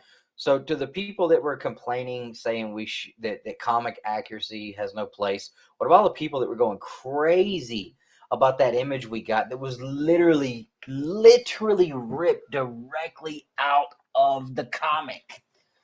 I mean, it was like they just said, "Here it is in the comic," and boom, there it is on screen. We'll talk about Frieza. Don't worry, that's coming up soon. Because apparently Gore is just going to be Frieza. And Dustin doesn't get that, but we'll get it. All right, so I've heard all kinds of things. And let's go ahead and put this out there real quick. I have not read this run. Yeah. Nick has. So Nick has a little more emotional investment in this character because he really enjoyed the run. It was a great run. So he's not just going about this ignorantly like I would have, which is why I didn't say anything. Yep. So all of you people out there, all of y'all on Instagram that was saying, "Oh, Dustin's an asshole." Well, I wasn't saying none of that. So screw all of y'all. It was Nick. What up, Empire? And we're gonna get to that dark and why I think, like, I understand it, but I'll get to that. This All right. week, Nick was being the dick, not me. So first off, the biggest comment I see is, a bunch of crybabies crying because you're not getting comic accuracy. We should just be thankful and happy it's coming to the MCU and we get a glimpse of it all. Why? Why in the world should I just take shit and eat it too? Right? And I don't mean that in a bad way. Another thing, But you can't have your cake and eat it too. That's But you what- can that's take what I'm the saying. shit and eat it too. Okay. So I'm Somebody just, literally said that. I know. So and I can't voice an opinion, right? That's not allowed. The second It's biggest thing- 2022. the second Can't have one of them. Hold on. The second biggest thing is, well, guys, you haven't even seen the movie yet. How are you going to talk shit about it? I can see that. You guys can see that. Not one time did I say I think the whole movie's going to suck. Not one time did I think Christian Bale is not going to be a phenomenal actor in this role. He never said that. Not one time did I think the whole the only thing I said. I think the movie's gonna suck, but I said that before he got showed. But I'm not watching the movie. I'm not paying money for it. But I can 100% form an opinion about Uncle Fester over here. Okay, and you have this. Hey, you watch your mouth, Alan. He was nowhere near the worst Batman. Exactly, okay? Dan. Why can't you have your cake and eat it? Keaton is the worst Batman. All right, so you're telling me. Let me see this. All right, and people are like, just give it a chance. And what was some of the other things? Okay. If you want comic accuracy, just go read a comic book. Why do we need a one-to-one translation? We don't. But I still feel like we should really, really respect an artist's design. I don't give a damn if you own the character or not. Respect it and use it accurately. What if you would have taken Thanos? I saw somebody put that on here. Taken Thanos and made him some skinny little bitch that was just painted purple. That wouldn't have worked. Let me ask you Uncle guys a question. Fester Hold on. over here doesn't work. So I brought this up today. at the comic shop with a gentleman that was one of the people that was not happy about Nick's complaining. He actually said we were bitches when we walked in. And I don't know this guy, so I didn't. He's a super nice guy. Let me be clear. He's a very nice guy. Me, yeah, but I didn't know who. I didn't know who he was. I just walked in and said, "Huh." But so for those of you who don't think we should be upset about this is okay. This is not something we're allowed to be upset about. Comic accuracy does not matter. If you were one of the people that said that, but you were also one of the people who thought that the way Galactus was depicted in the Fantastic Four movie, make your mind up. Make your mind up. Okay? Because if this is okay, then Galactus as a cloud, that was okay. If you did not like how they depicted Apocalypse, but you thought this was okay, then again, Apocalypse was okay, and you cannot say that. Galactus was fine. Apocalypse was fine. The way that Wolverine looked was fine. It doesn't matter that Wolverine was 6'4" in the X-Men movies. That was fine. It doesn't matter that he was a lot thinner and trimmer in the movie. That's fine.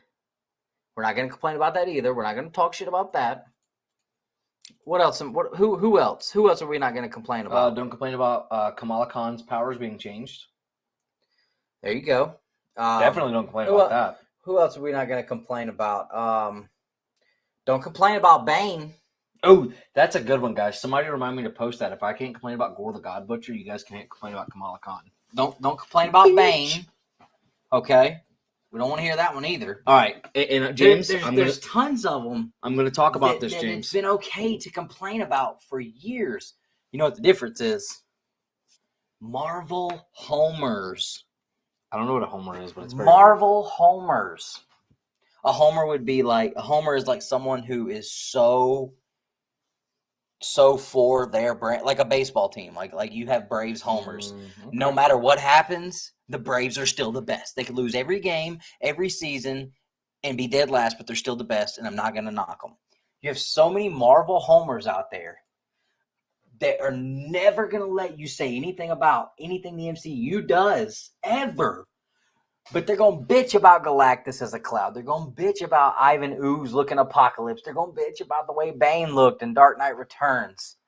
And all these other things. But don't you dare talk about my MCU. Don't you talk about my MCU. And don't get me wrong, don't talk about my Kevin Feige like that. And I'm one of the biggest supporters of Feige. Piss on the MCU, bro. And what they've done. All right, so give a damn about no MCU. If it sucks, if I don't like it, I can share my opinion and tell you. You know why? Y'all see all this out here? Y'all see everything, all this above me, down here, it's like this comment section? This shit's mine, all right? So I'm going to get on here and say what I want to. At least 49% is. Technically, I pay the taxes. Well, I'm just making a joke. It's our Instagram. It's our YouTube channel. If you don't like it, start you a platform. Get on there and talk your shit. Otherwise, you are more than welcome to respond and write your comments and all that. But don't just sit there and tell me that I got to shut up and not be able to, and I can't talk about what my thoughts are on something. All right. So the other thing I've been hearing, I don't know if I mentioned earlier, was If you want comic accuracy, just go read a comic. That is the biggest BS excuse I'm gonna drink another. I've ever heard, and it's honestly lame. Like, why can't we have both comic accuracy? Dude, I hope this week has as much good stuff happen that we can talk some shit about. This is probably our best watched live stream in 2 years. I don't know. I don't think it's going to. We can just keep harping on CGC till it block us. All right. So the other thing is, I think heel Two Brothers Comics is definitely the way to go at this point. So the other thing we're seeing is, well, in the comic books, he transforms. You know, he goes from like this, you know, kind of regular looking alien to Gore the God Butcher, right? Talk your shit. What happened? All right, there we go. So, you know, we go kind of from like a, you know, basic, and in the trailer, we're not getting his full form. Well, I don't give a damn what his final form looks like. It is not going to look like that. You know what I mean? Unless they go from straight Christian Bale to this, look, it's not going to happen. This is not Frieza. They're not putting him through, you know, 15 different forms. If anything, he's going to... That's right, Bleak. That's right, Bleeker. If anything, hold on. If anything, they're going to go from this very basic look. Click on this one. I'll tell you. If that don't look like the damn cover of a Marilyn Manson album in 1999, boy, get the hell out of here. So this is his beginning form. That's his ending form. And that's all we're going to get. I do not believe we're going to get any additional changes. Check your IG messages. Oh, we done pissed Dave off. Thanks a lot, Nick. I don't think we're going to get any. Dave's a nice guy. I don't need you pissing off anybody Dave. mad. But people are like, oh, he's going to transform all the way into his comic book look. I do not see it happening. People are like, oh, Marvel teases with the trailers. Did you guys see the trailers for Doctor Strange, where they literally gave you all the spoilers? What am I looking at here, Dave? So that is a clip where he was, look, so it was a dark clip, right? So that was him it was dark. And then people have lightened it up, which I believe he did here. And I've seen this post, so if he did this one, definitely credit the Mark Spector. But this is what it looked like underneath. But even if it I don't know. Like, it's hard to tell. Let me see. I'm trying to see if there's one on the screen that looks similar to this. And it's, maybe, I don't know. It's so hard to tell because it was so dark and to be able to recover that. But I still don't think we're going to get an accurate Gore. I think we're probably about as close to a final, if we're going to use Frieza terms, final form on this or here, right? There on the right. And I'm hoping that we get a quote unquote final form, something really comic book accurate, but I don't see it happening. If you were going to do that, they would have started out with the, what Gore kind of looked like in the comic book originally, right? This kind of look. And then we would have transformed to this, not go from straight nose and regular kind of thing, to there all the way to here. I think that's probably about as transformation as we're going to get. And everybody's saying, well, it's just the trailer. It's not going to, we're not going to get it all in the trailer. They don't spoil everything on Marvel. Dude, they gave away all the best spoilers for Doctor Strange the week before. I think this is it. I think this is honestly what it's going to be. People are completely, like, oh, all the crybabies because he has a nose. It's not about the nose. This character design looks nothing like that. There is nothing similar other than they have pale skin. That's it. Absolutely nothing else. And it's very frustrating because I absolutely adored this character, this comic book villain. And, I think Christian Bale will do a great job. He's a phenomenal actor. Great. And the other point, why would you cast Christian Bale and cover his face up? I don't know. He's a phenomenal actor. He could still act through CGI or whatever. Josh Brolin did it. Great Thanos. Vin Diesel. Vin Diesel. Who else? Jim Carrey. One of the best performances I've ever seen behind a mask. Yeah. 100%. I mean, and all your motions, your visuals could all come through.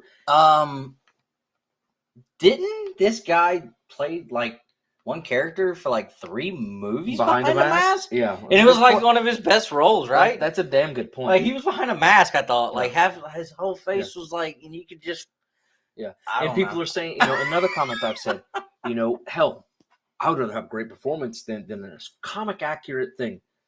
Why can't you have both? We've had 10 years of phenomenal comic accuracy What a novel idea. with phenomenal characters. I don't think we're Shit. allowed to have that. I bet you Robert Downey Jr. wouldn't have liked to walk around in a mocap suit in Iron Man, but damn it, he did it and did a good job, didn't he? Yeah, he did. And then people are like, well, you just complained about the CGI in She-Hulk. Why would you want CGI in this? Have you seen the normal Incredible Hulk? His CGI is phenomenal. Thanos was Is incredible. anybody even going to watch Very realistic. She-Hulk? Well, I think it's going to be good if the CGI gets better. That's not the point I was making. But They weren't finished with the CGI, Nick. but again, it's like, yes. Wait, what was you going to say? I don't know. What was you going to say when I said they weren't finished with the CGI yet? Oh, but why show it? I think that's what I said. Yeah. Or maybe they were finished with I it, think but so. people talk some shit, and now we have to They're like, change it's it. a low budget TV show. I'm like, Yeah. dude, we've seen they're Yeah, maybe How maybe many- they were finished with it, but we want people were upset, so let's fix that real quick. Same thing happened with Sonic the Hedgehog. So tell me, They put that bullshit out, and everybody Ugly freaked Sonic, out, and and they that's- changed Sonic the Hedgehog. and that's why I'm, We ain't hear nobody out there. Oh, they weren't done with Sonic, bro. They was done with Sonic, but they changed their mind whenever people started talking shit. If y'all think that our voices and what we say doesn't matter, if we can completely change Sonic the Hedgehog, make them redo that movie, if enough people get out here and raise hell, things will change. There are things that will change. I'm saving my Instagram tweets. Gore is now Ugly Sonic. I'll give credit to Chris Barrett for that one. And then what was the other one? Oh, I didn't even see him post that. Kamala Khan complaint.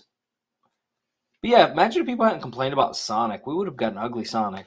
And that shit was trash, bro. So darkish timeline. Tell me, and if you don't, I mean, we could use your real. Yeah, I name if you think don't tell us Thanos it. should have looked a lot more sinister. But I thought it was fairly accurate, though. You know what I mean? Like there were some, like if the Infinity Gauntlet, he was missing the helmet and some other things, but there were still a lot of his motivations. Okay, yeah, no, for sure. There were some silly motivations. I'm in this point. I'm just talking about pure comic accuracy, visual. Like I'm fine if we're gonna adjust slight things that fit the MCU because they've been. And there are still characters that we don't complain about, like Gamora. Yeah, Completely different. No, and like I'm just asking for basic. This is a brand new ass character to design and just threw a name on it, right? And I understand they've had to redesign a lot of origins and things like that because we haven't had Fantastic Four. Yeah. Spider-Man hasn't always been there. Well, we haven't had X-Men. And the difference is like Gamora was not, and still isn't, in my opinion, an overly popular character that is just, like a super main character. This is your big bad. Yeah. This is like the guy. Well, in all fairness, the big bad's probably going to be Jane Foster's cancer. That's why she's now Jane Foster. I'm just shocked that they let So her hold come on. back Here's after another she thing. walked out. Like we can't CGI Gore the God Butcher. We can CGI Jane Foster's arms. Yeah. Because they totally did that. Oh, did they? Oh shit! I Yeah. thought she got pretty jacked for that. No. Role. I saw some pictures of her out of costume. She looked pretty damn big. Like in regular clothes, dude. She was looking pretty jacked. They might have embellished some, a little. Yeah. But she got in shape, dude. Like you got to give credit where credit's due. Well, she's been gone for 8 years, and there's Um, been no mention of her. yeah. But she was important enough to completely revolve a movie around her and turn her into Thor. I guess. Doris Jane's cancer. I still just I don't understand how you just let a character go for 8 years and then all of a sudden, you know what? She's gonna be the main character now. She's gonna be the one. I think she's going to be a real quick pass. I don't think she's going to be a long-staying thing. At least if they go by the comic. And Natalie Portman is like this tall. Yeah. How do you have somebody this tall gonna be Thor? Wow. Look. What else? There was something else somebody pointed out to me about Gore. So don't we like talked about Natalie the Portman. actor. We talked about, well, if you want comic book accuracy, let me see here, because there was a few of them. Ebony Maw was pretty comic book accurate. Yeah, well, so, and they're like, why would you want another Ebony Maw? Or I'm glad he doesn't look like the octopus character from Pirates of the Caribbean, or we don't want another Voldemort. Why does it matter? If his character design looks fantastic in the comic books. Yeah. You can do it right. maybe make minor adjustments, like the lines. That might be a cool adjustment. Little things. Maybe pronounce it. Hell, throw a nose on him. I don't give a shit. At least make him look like the character with the alien and the tentacle, not some human dude. When I saw everybody posting that, I had no idea who the hell they were talking about. Like, I did not. If you would just show me that character and say, who do you think this is?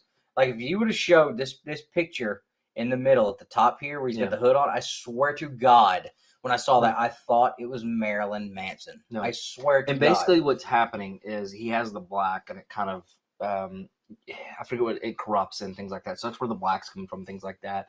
And there's a lot more to it. And it's been 2 years since I read the run. But yeah, like you cannot even remotely tell me if I put up A and B and like, which one's Gore the God Butcher? You know what I mean? Like nobody would ever guess that against somebody else. It's just, it blows my mind. White Vision's even twin. Like to use the excuse that, you know, you don't want to be a Pirates of the Caribbean character or a Harry Potter character or no, you could absolutely make this guy his own and make him look damn good. Because I have faith in the MCU and the people they employ that they could get it done and make it look good. Which can roll us into our next topic. Hold on, I'm not done. Hold on. Oh, okay. Because I got more comments. You just had a great segue into the Submariner thing, but that's fine. I can't wait to talk some Submariner. Ooh, see, look, I put out Good Morning from Uncle Fester, and somebody was like, I almost spit out my drink. I need to like this. I haven't looked at these in a minute. Bleeker, I love Bleeker, man. He's a good dude. Hold on, I'm still going. Let me look. Because there was a couple of them on here that just kind of blew my mind. And I actually got into comic spat. Dan, I didn't watch Turbo Rangers, but I did think that was about the stupidest thing ever. All right, so here's one that I got, and this is like a fair criticism, but he's like, imagine the fear any movie maker has with fans that hate everything before it's released. Again, I need to be 100% clear. I don't hate everything before it's released. That's me. Yeah, that's Dustin. I hate the character design because I am passionate about this character, but I'm more passionate about comic accuracy. I think that is. And people are like, well, I value a good story over comic accuracy. Again, why can't you have both? We've seen it for 10 years for the most part. People got upset about the Rhino when he was introduced into the movies. Okay, you talking about from The Amazing Spider-Man? Mm-hmm. Okay, that was just bullshit. Okay, but it was okay to be upset about that, Nick. Yeah. That was perfectly fine and acceptable to be upset about that. It literally looked nothing like Rhino. This looks nothing like Gore the God Butcher. No. What is the difference? Oh, I know. One wasn't the MCU and one was. Yeah. Don't talk shit about it. MCU. It was a dumb mech suit. And this is a funny thing. That's all it is. People don't. You have these MCU homers that will not allow you to talk smack about the MCU. I think that dude that I commented back and forth with deleted his comments. Oh, hold on, maybe I didn't. Oh, here's the good one. Here's the post with all the good comments. All shucks, why not wait and see the final product of the movie? Honestly, in comics and cannabis, they comment on here all the time. Like we Bueller, I hope you're look. Come on now, please tell me you're kidding. Please tell me you're kidding. I think he's messing with me. I am very passionate about this. I don't know. I think that camper life is starting to get to his head a little bit. The comic book got this. You know what? I just blew my mind. Yes, you blew my mind because I'm like, I know. I would assume no. Okay, yes, you did. Hey, you know what? And that's a very good point. I'm gonna tweet that one out. You're right, guys. The comic book got it wrong. You know, all hail the MCU. They're right always. You can't play with these MCU homers, man. Don't talk about their MCU. Somebody said you make the damn movie then. Well, who said that? I think Mastodon. Which he's in here. Sometimes. Yeah, Mastodon comments all the time. Like, and anybody that make these comments, like we have no like hard feelings towards anybody. No, because you should have your own opinion. Yeah, exactly. So like we would hope that people are not like Skeff. He said, you know, I think the story will override the look and Bale will deliver on his performance. I think the story's gonna suck, but that's just me. Look, if the story is, but great, I thought the story was gonna suck well before anything. If the story happened. is great. It still is a shitty character design. There's no change in it. Let's see. Let's be happy we've had 4 movies based on Marvel's story. I love it. And we should be happy. I'm super pumped about it. I'm also very pissed off about the fact that still don't understand why we're character designs. I still don't understand why we're just skipping over, 30 years of Marvel and going straight to something that came out 10, 15 years ago. Honestly, dude, it's a fantastic story. And that's fine. Yeah. And I'm not talking about this specifically. Yeah. I'm talking about in general. The MCU is just skipping over so much freaking great If we're talking stuff. about Thor, there hasn't been a lot of fantastic. And I'm not Yeah, talking I know. about Thor specifically. I'm just talking about in general. They're skipping over so much Well, if fantastic you look at Spider-Man, they skipped over a bunch of good stuff. Hillbilly Comics says, not really a huge fan of the design myself, but with Christian Bale and Taika Waititi behind the camera, Gore could look like a giant turd, and I think he's going to be a super dope villain. I think he will be a fantastic villain, probably in the movie. I think Bale's an excellent character, or actor, but I sure as shit don't think his character design is, because as a comic book fan, it's very difficult for me to not sit here and go, wow, this could have been so much better if it was just a little more accurate. I'm not okay. I'm not really digging the whole like Thor look, the new Thor look that they're in. They tried to do a little more comic accuracy, but it was a little embellished. What pissed me off there is Jane Foster's Thor looked incredible. Thor's Thor costume you see whenever during that scene looks like they tried to go a little comic accurate, but made it look super goofy and almost what's the word I'm looking for, guys? I feel like they didn't take it seriously. They were trying to make him look like a goofball instead of a really badass. Is this a plot hole, or is it did I miss something? So on Mjolnir, it says blah blah blah blah blah. He who holds the power of Thor. Yeah. Okay. In the comic books, we know Thor's his real name is Thor. No, in the comics, his real name he turns into Thor, but no. What you're thinking of is like his Donald alter Blake. Ego. That's an alter ego that was created by his father. That's not actually who he is. I could have swore that's who he was. Okay. No. So his name is Thor. Yes, he is Thor. But anybody that holds Mjolnir is also Thor. No. Then why is Jane Foster called Thor? Because that was the way it was written in the comics, and that's literally it. That's the way Jason Aaron wrote it.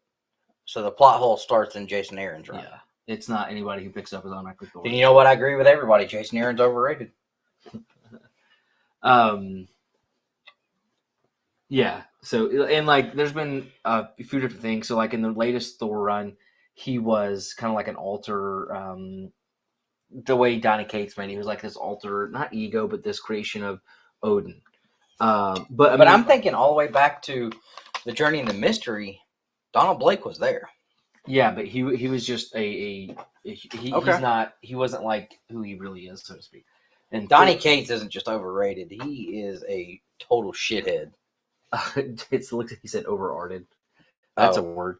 I know he just misspelled it. And then comics and death metal, Ryan. I do like his crossover though. Show us on the doll where the gray man touched you. I was like, really, Ryan? Ryan loves to stir that pot, bro. I'm telling you.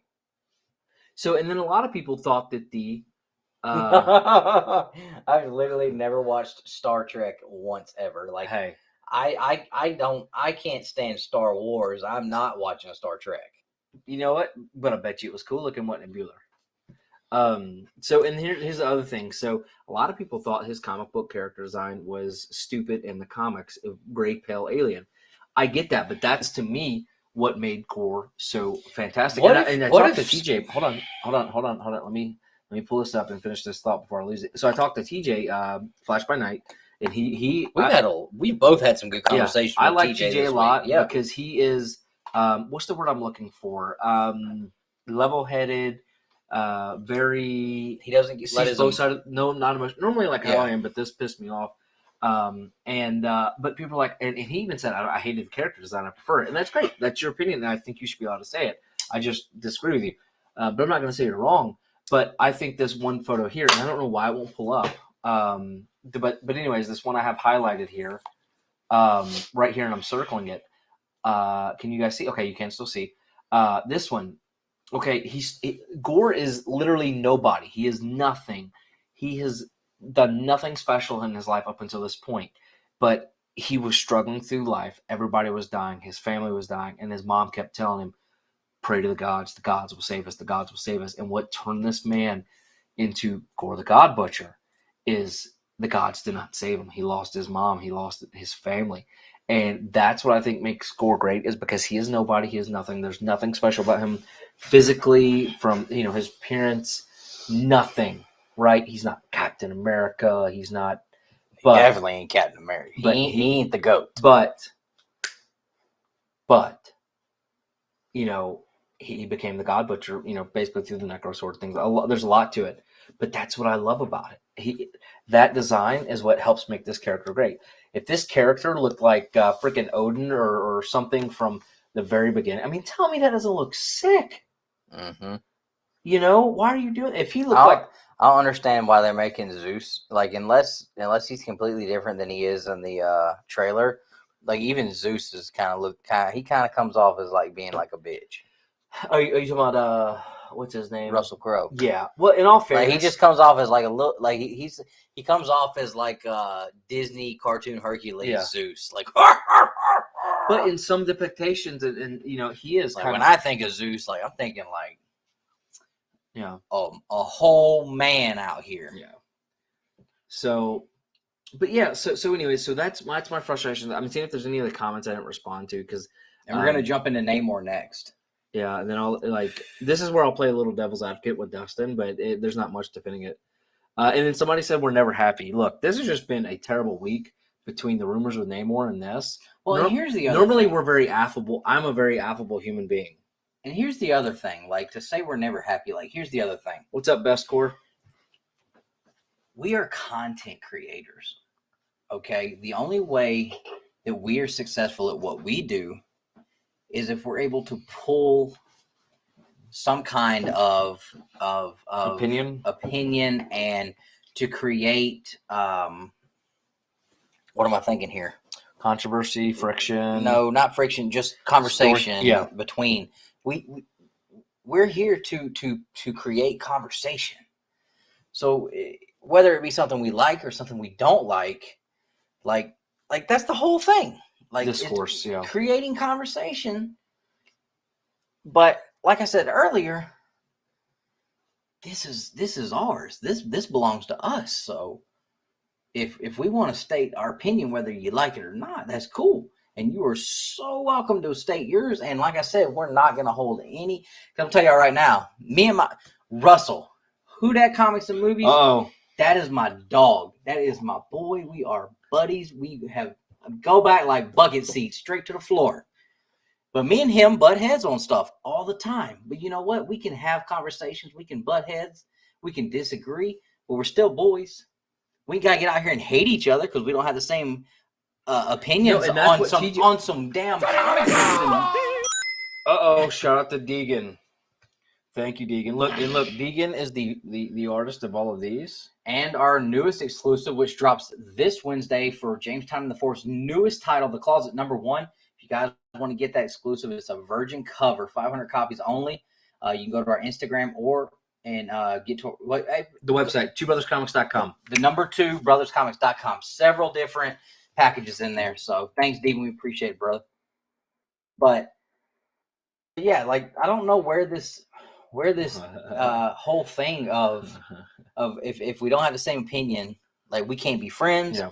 We can't have civil conversation, not just about this, but anything. But like this is the stupidest thing. This medium is the stupidest thing for us to get on here and just be hating each other over. And that's what TJ was saying. Like we can have disagreements. We can get heated. That's fine. But you don't have to like get you know, as my cousin would say, you know, you don't have to get ugly about it. You don't have to be mean. And I ain't worried about somebody being mean to me because I'm a mean son of a bitch myself. But I thought James was on here getting into it with people. I was like, damn, these are some pretty serious comments, James. But he's liking mine. Yeah. And I was like, oh, I said those. But like, there's no reason for us to get in here and be completely hateful over some comic books and comic book movies.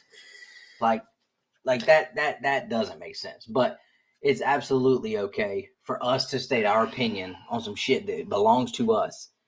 And because we're putting it out there publicly, it's damn sure okay for you to state your opinion, even if it doesn't line up with what we think. That's totally fine. But like to just be like, nah, man, F these guys. I don't like what they're saying. I was quite frankly shocked. A lot of people that were having comments on there that disagree, that were kind of snapping at us, which was fine. Like I said, like these are people that have been following us and watching and commenting for a long time. So like I'm hoping that like it's not something that's going to just completely say, nah, man, F those guys. Like, because if you do that, you're not going to have anybody to watch because nobody always say something you're going to agree with. But that's the fun thing about this is we can all have our own opinion. We all have our own favorites. We all have our own disagreements, and that's cool because that's what this whole thing is about. It's conversating. Otherwise, you just go into the shop, you pick your books up, you don't talk shit to nobody, and you leave. When I go to my shop on Wednesdays or whatever day I actually get to go in there, y'all can ask Deacon. We get in there and talk some shit, boy. Mm-hmm. We are in there. We get heated. We talk smack. I go in there and piss everybody off. There'll be a whole shop full of people. I walk in, I'll say, I hope ain't nobody in here buying some sorry-ass Spider-Man. And everybody knows when they hear that it's me. You know, it's just part of it, you know. It's fun. What's up, Norrin Rad? Norrin Rad's been commenting all over our stuff, man. But, of course, we're going to be hateful. It's the internet. And that's totally fine. But like I said, it doesn't have to be something where it's just like, you know, we have to just completely, like, sever ties. We can't have anything to do with these people. No. They don't like how the MCU is doing. You know, that's all I'm saying. Like we can still be some kind of rational about it. Yeah, it is a little bit. Can you interact here and put your phone down? I was checking the Instagram comments, and no, that was not Instagram comments that you was just checking. No, I seen what you was looking at. No, look, see, I just went there, and then I was looking at these. But anyways, I was seeing if I need to start some more schmack because I'm excited to put out some of these comments now that I've sent to you. I think our Instagram is just going to develop into me using it as a Twitter. Thank you, James. Exactly. Oh no. I assure you not. I got that blocked in my household, senor. Mm-hmm. Ubiquity has it blocked. So let's talk about Namor. All right, so let's do this calmly at first, then we'll let you get Namor with the squiggly over the O. That's just dumb. I only said that because I think Ryan put that in our group chat the other day. He's been giving me so much crap. All right, let's see. Namor. I showed him that Namor book I walked in. He was like, "Oh, is that El Submariner?" I was like, "Yeah." All right. Hey, look, that's Submariner. That's Submariner. I don't know who that guy is. All right. So here's the thing. Let me show. Oh, you guys can't see. Okay. So no, this is how MCU Namor looked. So this is all one big rumor, right? Right. This is not. But at the same time, so this is what we would like to see. Well, and close. And honestly, I would be totally okay if we got like a Golden Age style Namor. Yeah, straight up budgie smugglers. But if we don't do that, I seriously, and we're not a spec channel, but that doesn't mean we don't do it. And I have been looking for my personal collection, and the reason why I've been looking for it as of late is because I was worried it was going to go way out of proportion. Submariner, I believe it's number 67 or 57, where he first gets the black suit, where it turns into Savage Submariner. I love that cover, freaking awesome cover. And I had told Nick multiple times that if they're gonna do Submariner is gonna have to be a character that they're gonna have to do something. They're gonna have to find a way to make this character look like a total badass for it to work. Because I think it would be cool to see a Golden Age style Submariner. My man Dave in the chat here would like to see that.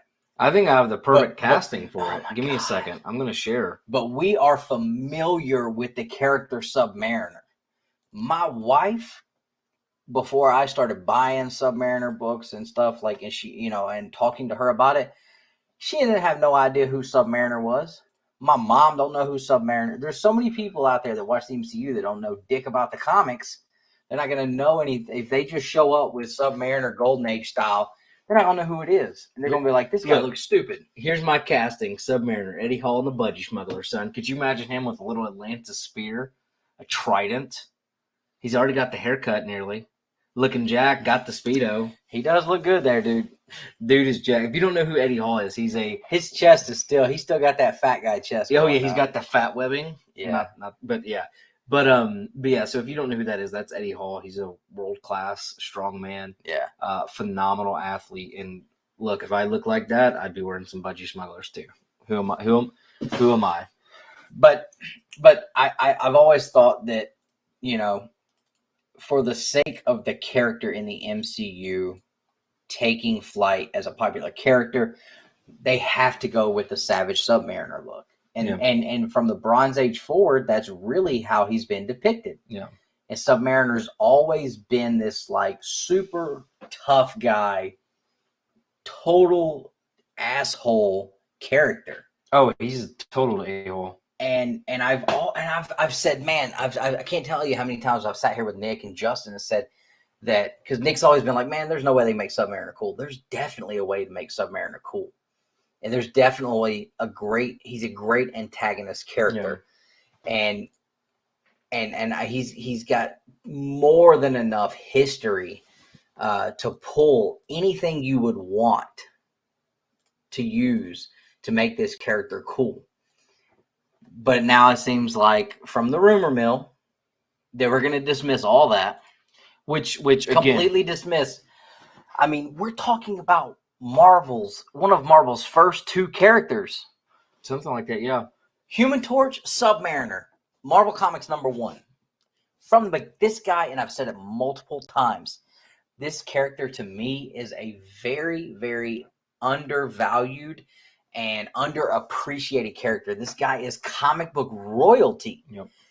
Everybody talks about Spider-Man and all these. Like I understand the love for Spider-Man. I don't share that love, but I understand it.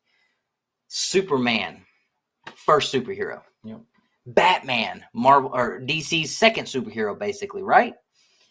Namor, one of Marvel's first characters. Yep. And nobody gives a shit about him. Nobody's ever wrote a good story about him. And if they have, it's been overlooked. I don't ever see anybody talking about great Submariner stories in the past. Now, he has been attached to great stories. He's had some fantastic ass covers. And I was like, man, this is the time. This is Submariner's time, man, to get what's coming to him. This is the perfect opportunity for Submariner to get that appreciation for being there from the beginning. And they're going to dismiss every bit of it, according to the rumor mill. Now, after reading all of this, would it surprise anybody if they do it? No. If this comes as a surprise to you, and it doesn't to me, that they're going to change every detail about this damn character, you're crazy. Because it doesn't surprise me at all. And this is like I don't even remember what live stream it was, but I told Nick and Justin, I was like, Submariner is a character that, for the most part, is going to start with a clean slate, because there's a hell of a lot of damn comic book fans that don't know crap about Namor, don't know anything about Submariner, because he's never been one of those top tier elite characters in the comic book stories. He's been attached to some great stories with the Fantastic Four. He's been attached to some great stories with the X-Men. He's the first mutant.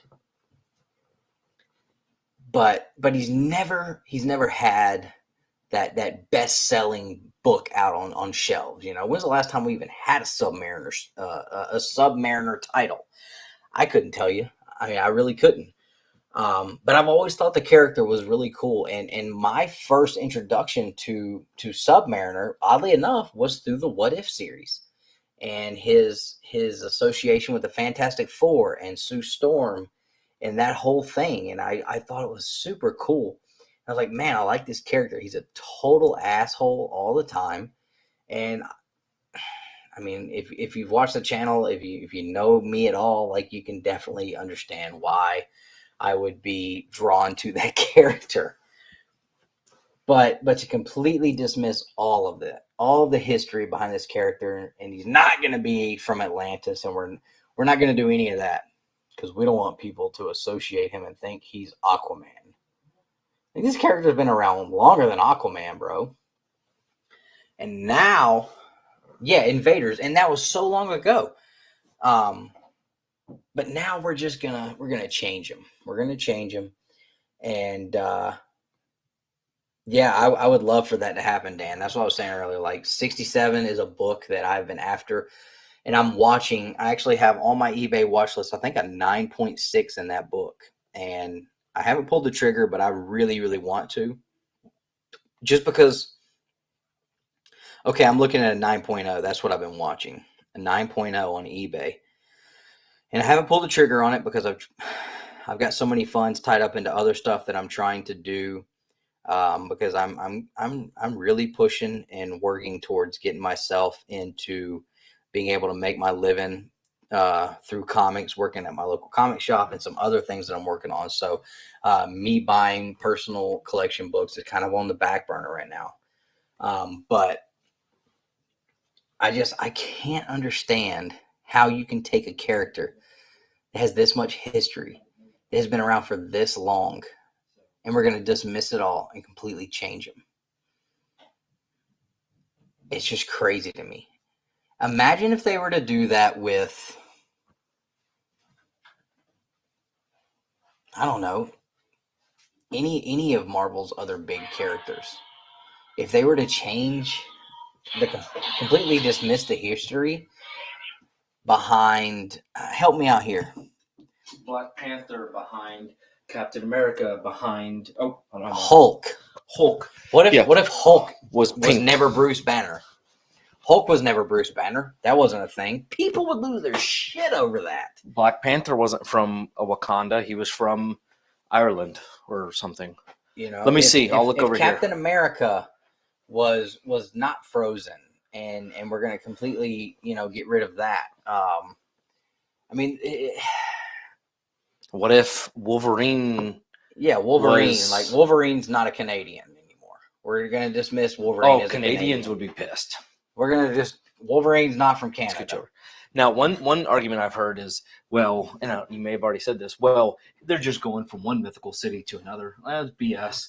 It's Atlantis. Yeah, Aquaman was not first, Alan. Namor was first, bro.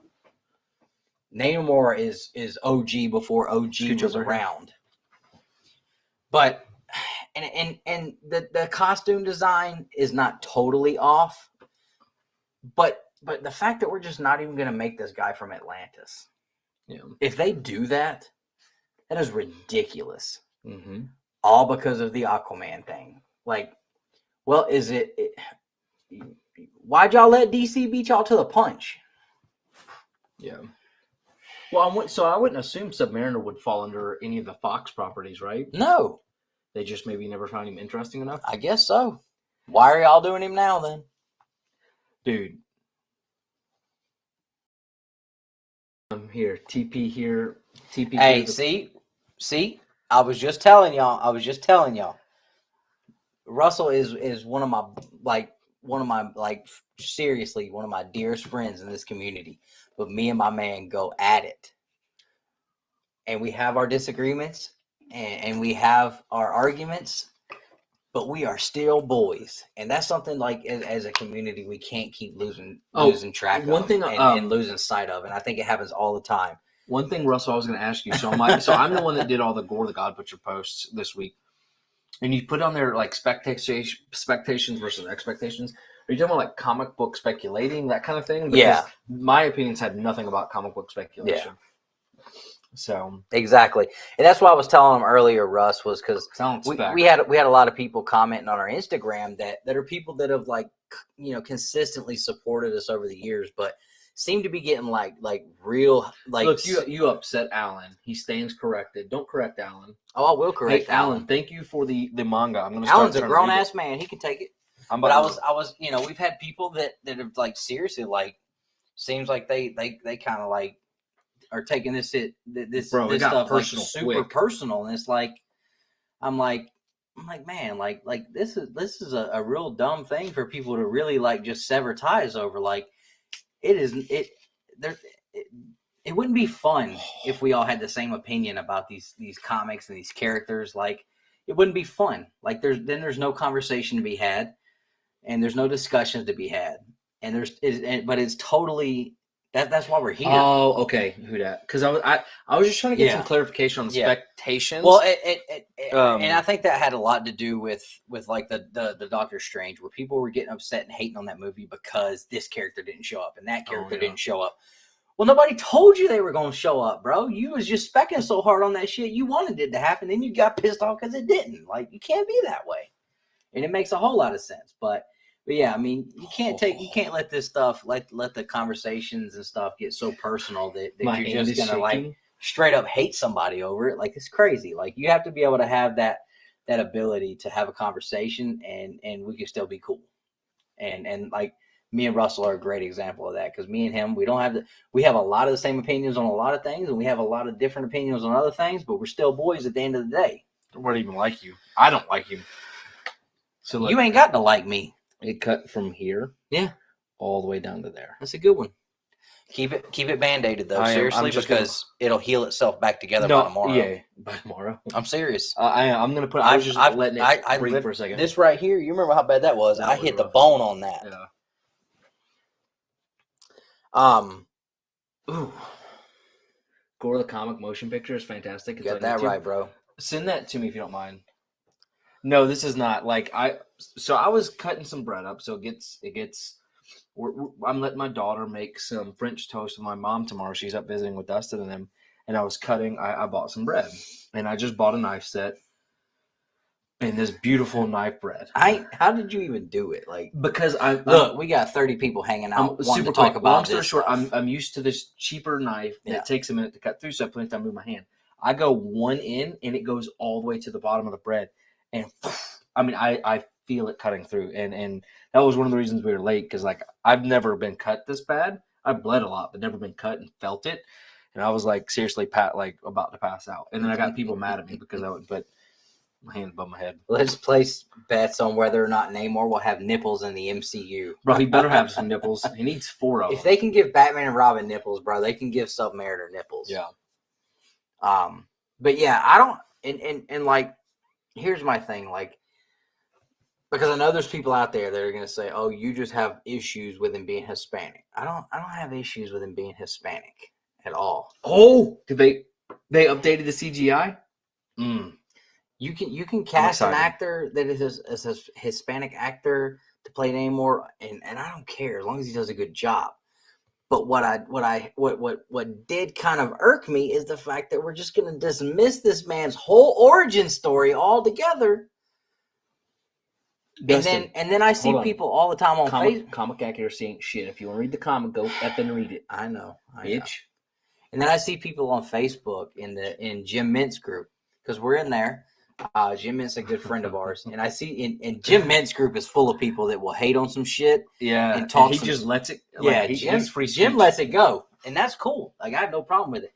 But these people are on there saying like, oh man, like nobody even, there's not even any like real Namor fans out there, and there's probably like 4 people that even care who Namor is. Why are they going to cater to them, bro? You're not catering to me. Cater to the damn character a little bit. Like, have some respect, bro. Like yeah, and like we talked about that is who that is it is just rumored. Yeah, and that's what we said according to the rumor mill. This has all been, and I said that multiple times. But hell yeah, we're still getting pissed. Like, if they do that, then but and again, the character design is not that off. It really isn't.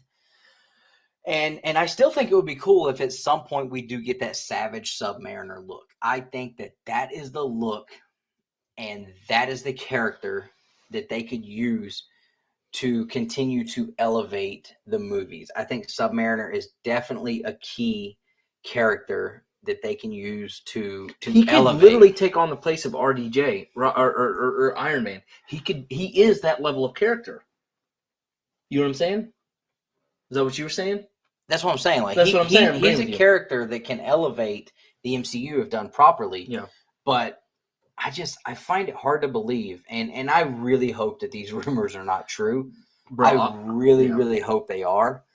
I mean, before I ever even considered the fact that Namor could be in the MCU, I as Nick, he thought I was crazy. I was diving in hard. Yeah. Okay, I traded a raw New Mutants 98, a nice copy, for like 14 copies of Submariner's first ongoing series. Like 2 through like the first, it actually might have been more than that. It's like the first 20 copies minus number 1. I already had a number 1, but then I got like the first 20 copies. Yeah. Traded a New Mutants 98, and at this point, that book was super hot, Yeah. and everybody thought I was crazy. And I was like, dude, I love these covers. I'm digging this character. So this was way before I even considered Namor being a spec-worthy character. But you know, now that it's happening, we're getting these rumors that, oh, he's coming, but he's not going to be the guy you think he's going to be. Well, and we talked about this weeks ago about and I agree, Bleeker. Like the design here looks fine. It looks fine. I just can't get over. Yeah, I mean, the he fact, can have all the gold and all. Yeah, There is a lot of like right Atlantis. Well, hold on. I don't like not the city of earrings. Gold. I don't like the earrings. Yeah, that is very weird. But again, if we go down, but if they're going to go Aztec character, that's why they're doing the earrings.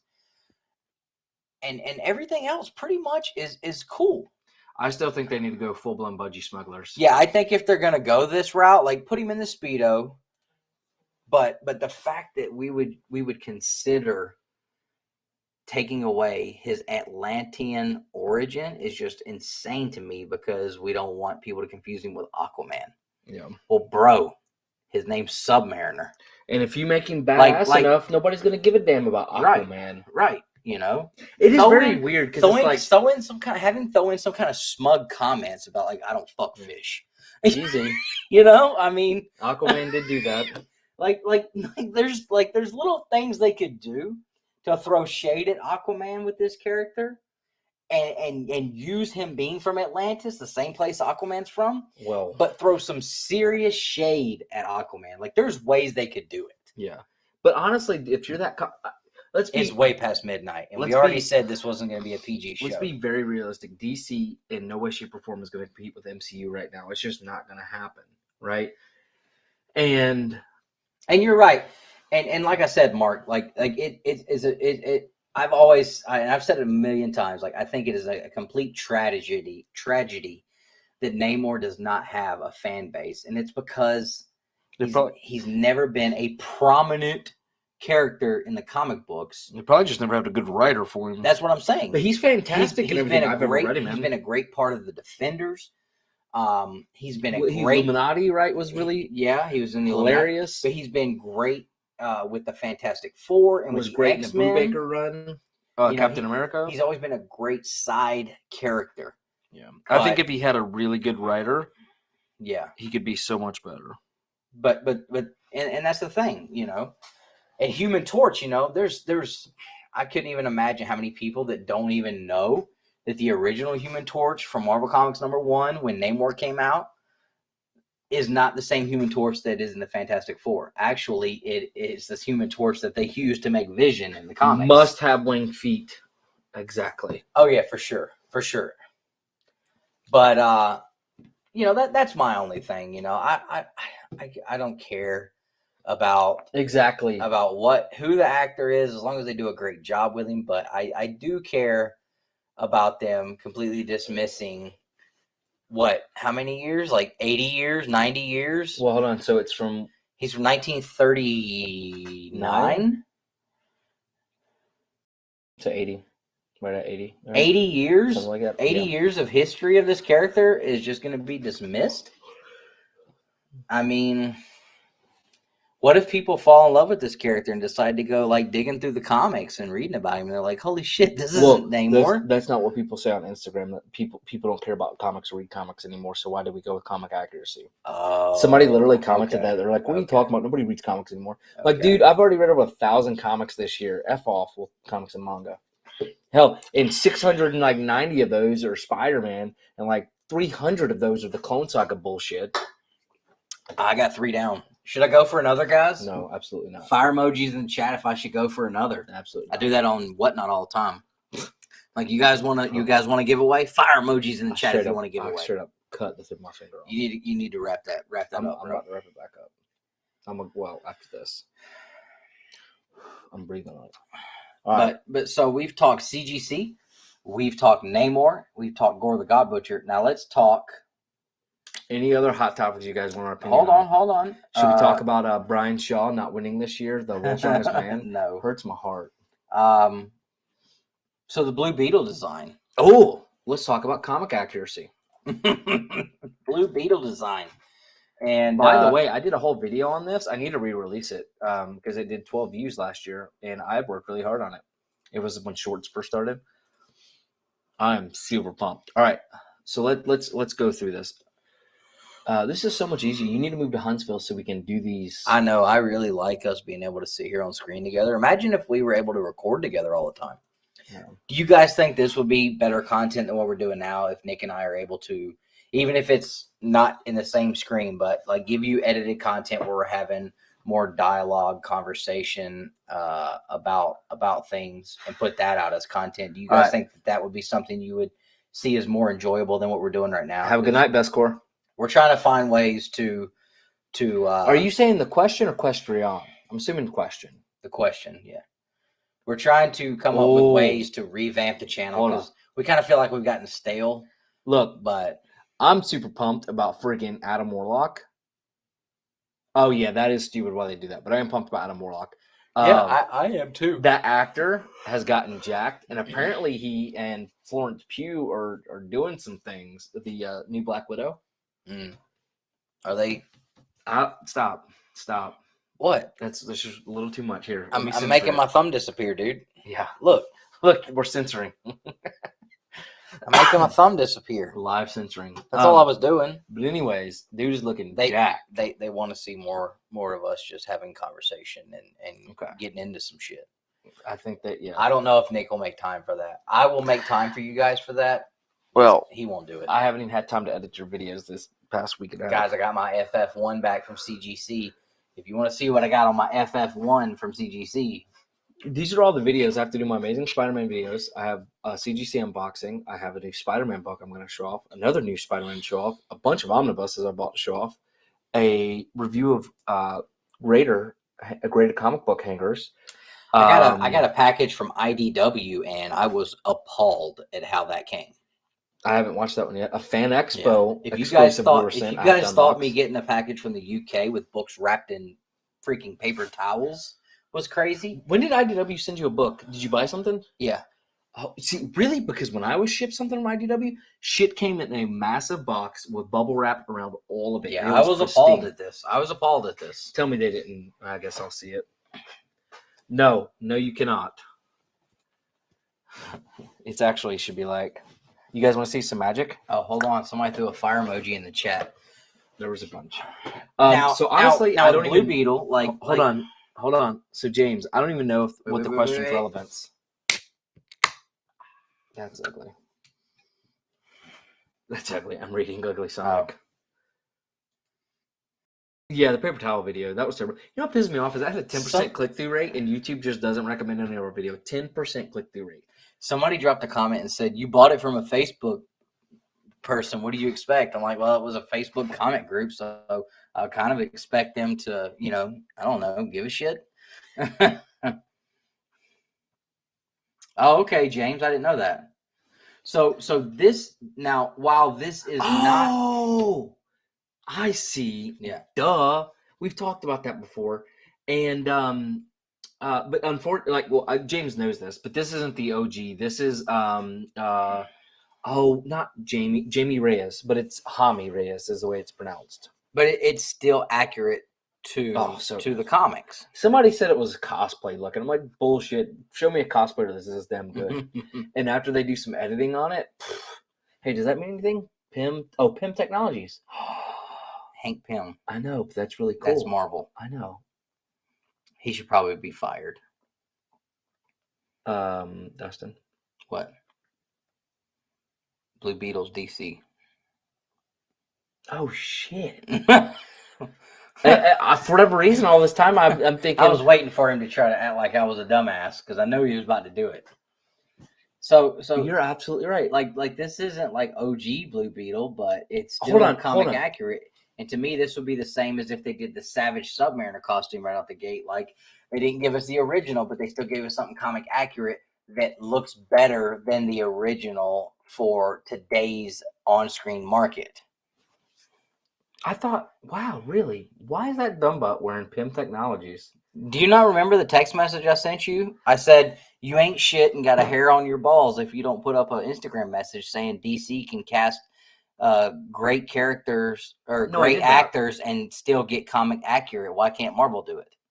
But I never. The Pym Technology shirt is what blew me away. Like, why is that dude wearing that? Dumbutt. I don't know. Maybe it's something else that doesn't have to do with Marvel. He does have a really interesting origin story, though. Yeah, really cool. And I do like the way they did his origin. And I'll go ahead and say it. Like, y'all know, I'm a big, big, big fan of Cobra Kai. I don't like this guy.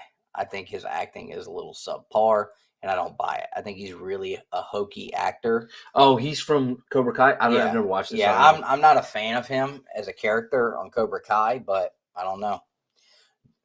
No, Greg. I'm the one that's complaining about Gore all night, and you missed all of that. Yeah. Dustin doesn't give a damn about Gore. See, everybody thinks that when something controversial is posted, that it's always me. Even Chaos thought that, and I had to school Chaos. Lexapotamus, do you guys think that the top end pressers and cleaners make a difference compared to a solid local person? Yeah, I mean, after what we've seen. I mean, honestly, I think it just depends on their practices, how long they've been doing it. I'm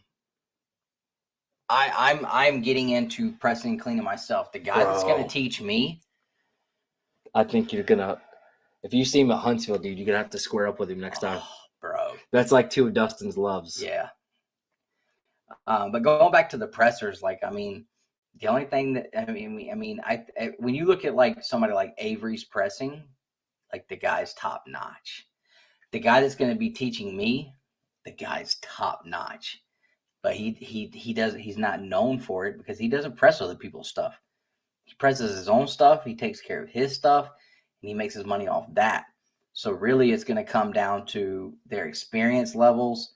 And if you want to, send them something that's not super expensive, but still is something that they're really going to have to put in some good work on to make the difference and see how they do. Perry, what's up, bro? Oh, Perry, Dustin's going to send you a message about an idea we had. Yeah, it was cool. I'll be right back. Where you going? Korean barbecue, bro. I took Dustin for Korean barbecue, the whole family, and it was the first time he ever had it. Go to the other bathroom, please. Don't lose the viewers. Oh, no. We're about to get it on. What's up, Ben? All right. Okay. So what else can I talk schmack about? Who wants to talk some schmack? Hey, Dustin, you still have your microphone. Please turn it off. Dustin. Oh, God. Hold on, guys.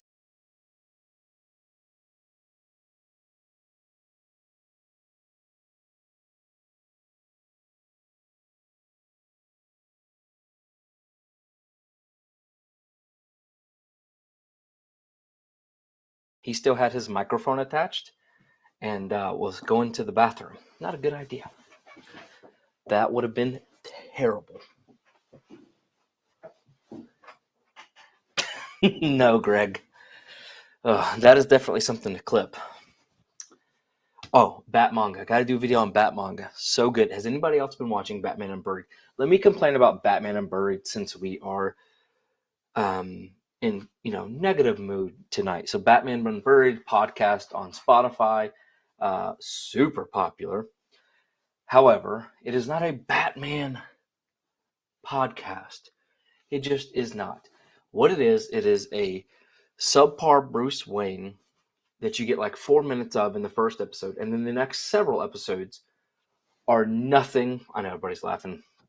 That would have been terrible.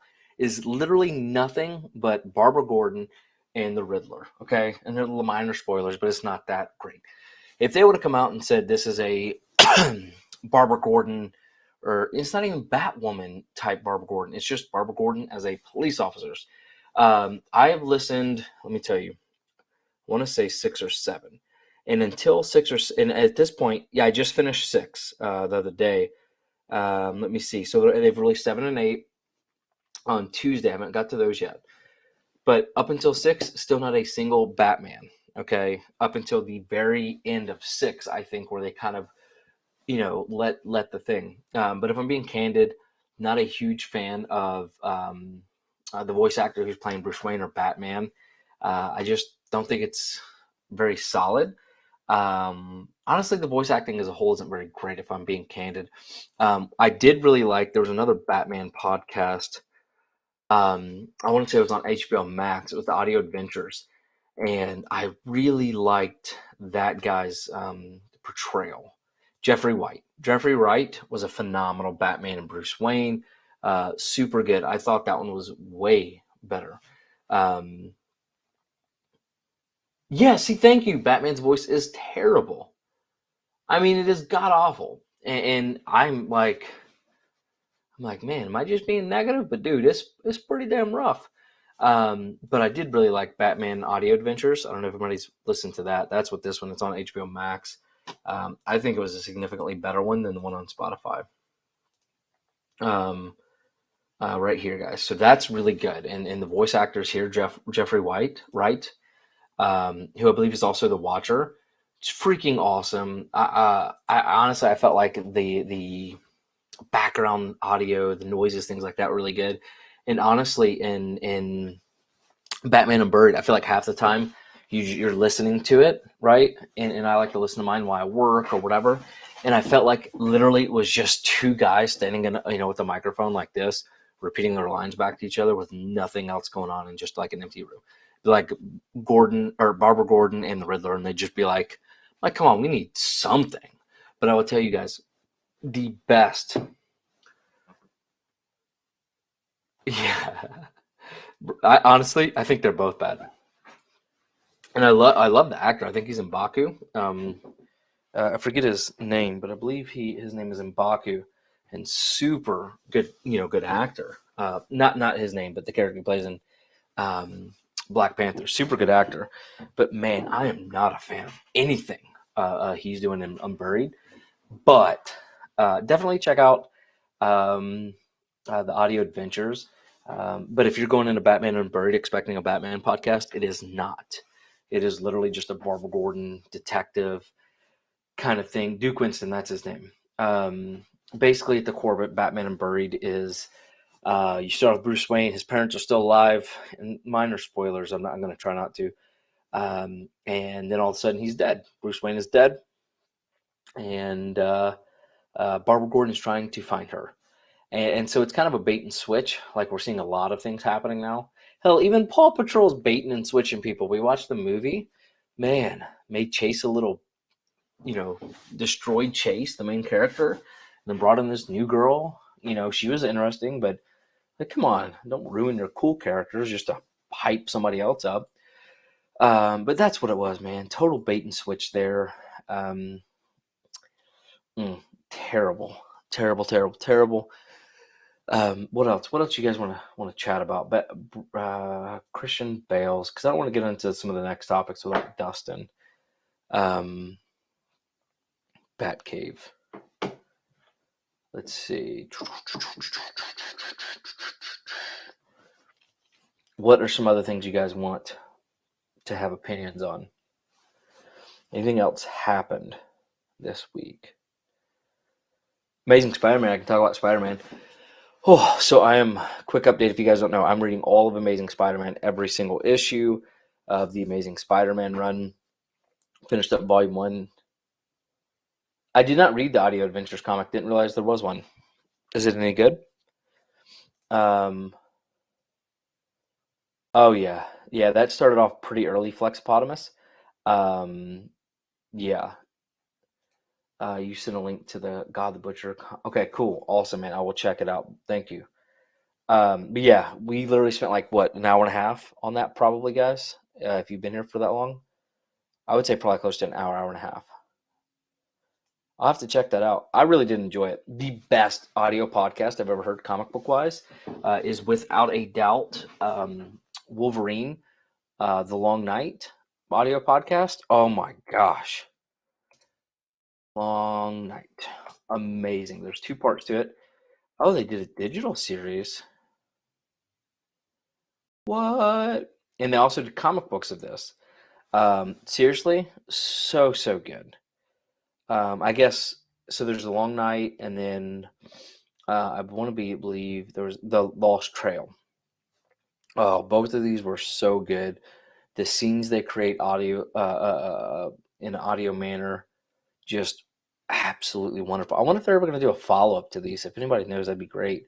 But I highly recommend listening to these because there's 2 full seasons. Marvel's Wastelander, Hawkeye. I wonder if they're ever going to do these because these were like a long time ago, 2018, 19, something like that. Rescue Rangers. I don't know what Rescue Rangers is. I do not know. And guys, if you're just joining, Dustin will be back in just a second. We'll continue all of the talk. But yeah, definitely Wolverine, The Long Night, and The Lost Trail are 2 of the best audio podcasts I've listened to, comic book wise. So, Chip and Dale. I don't even know. I did not know. I did see Ugly Sonic. That was funny. But The Amazing Spider-Man. So I am all the way on volume 2 now. I'm like 30 something issues into it. So at this point, nearly 500 just off of that. Then if you include all the tie-ins from Clone Saga, Peter Parker, Spectacular, Web that I've had to read, I'm well into 600 at this point. And so far, not so good. Volume 2 has been awful. They immediately kill Mary Jane as soon as How many people have you lost? I've been anywhere from 26 to 30. Okay. Dude, everybody started cracking up laughing when I chased after you over that mic. I already had it turned I off, just dude. knew as soon as you forgot that you were going to go in there. Oh my gosh. No. Dustin will go on and add your wrench there, Greg. Give the man a wrench. Can we talk? Can we go over the new CGC custom labels next? Yeah, if you want to. Pull that up. Are you done with what you were talking about? Yeah, I crapped on Batman Unburied and how terrible that was, and then. So let's talk about these new CGC custom labels because a lot of people got it kind of ticked off. I think at me saying that I didn't think the Kamala Khan one made. Greg is already a wrench. You're already a wrench, Greg. Look. Go to their Instagram. I got it right here. Okay. All right. So. Oh, he said to go away now. Oh. No. You have to keep it. All right. So and then he sent this. Oh, okay. Definitely got to check that out. All right. So while he's looking that up, so these are all the new labels that were just announced. You have Fantastic Four looks great. Ghost Rider looks great. Kamala Khan looks good for the story. What'd you say? I have to go into our. Scoot over a little bit. God dang. You're fine. I'm not. Yes. I'm like being pushed to the side. You're not. I ain't now. All right. So here was my thing with these custom labels. So we have the Fantastic Four. Secret Wars looks great. And it's not about. They all look great. Like Kamala's label looks great. Do you wonder? I wonder if they credit the artists. Probably like not. That's Bagley. That's probably not. That is really stupid. I wonder if they do. But here's my thing. If you go back up to the new ones. What are these? Ringling? And Skybound and there's just all the labels that are available. Okay. So these are the new labels here. They're actively available. And if you go all the way back to the top, Fantastic Four. Tons of Fantastic Four keys that people send in regularly to be graded. And this was my whole thing on this was what made sense financially for CGC to get people to pay that extra $5 for the labels. And feel free to chime in instead of looking through your Facebook. I got an alert. And we can't see the chat right now, but feel free to chime in the chat as well. Fantastic Four. Tons and tons and tons of keys that people are constantly sending in to get graded. Before movie hype, during movie hype, after movie hype, CGC is getting tons of Fantastic Four stuff. And of course, people are going to love to get that label. And they have apparently fixed the label so that the thing is not cut out of the damn label. Because before, that CGC hologram was going right over the thing. Oh, really? Yeah, makes sense. Let me see. We go to Ghost Rider. Ghost Rider obviously makes sense. There are tons of books that people send in to get graded by Ghost Rider. Of Ghost Rider, you get his first appearance, his second appearance. There's tons of stuff throughout his first ongoing series, the Volume 2 with Danny Ketch. People will any of the Ghost Riders, people are probably going to use this label. Look at the amount of variants, Virgin variants. Clayton Crane does some great Ghost Rider stuff. There's tons and tons of Ghost Rider stuff that people send in to get graded. Moon Knight. You know what? I apologize. I should have probably thrown Moon Knight in there as one that doesn't make sense too. Moon Knight is phenomenal. Has fantastic covers. He has some amazing I understand, but I feel like until the hype around the show came out, there probably wasn't as many Moon Knight books. And I'm looking in comparison to the other ones we have here. Well, you could do the same thing with Spider-Gwen. She has one big book. And I'll get to Spider-Gwen. But with Moon Knight, people get Spotlight 32 graded. They get Marvel Are you saying because Premiere. he's white, he shouldn't have his own grade? They get Moon Knight #1. I mean, there are, the David. I love that they use David Finch artwork for this because you guys know I love David Finch. Tons of his David Finch covers get graded.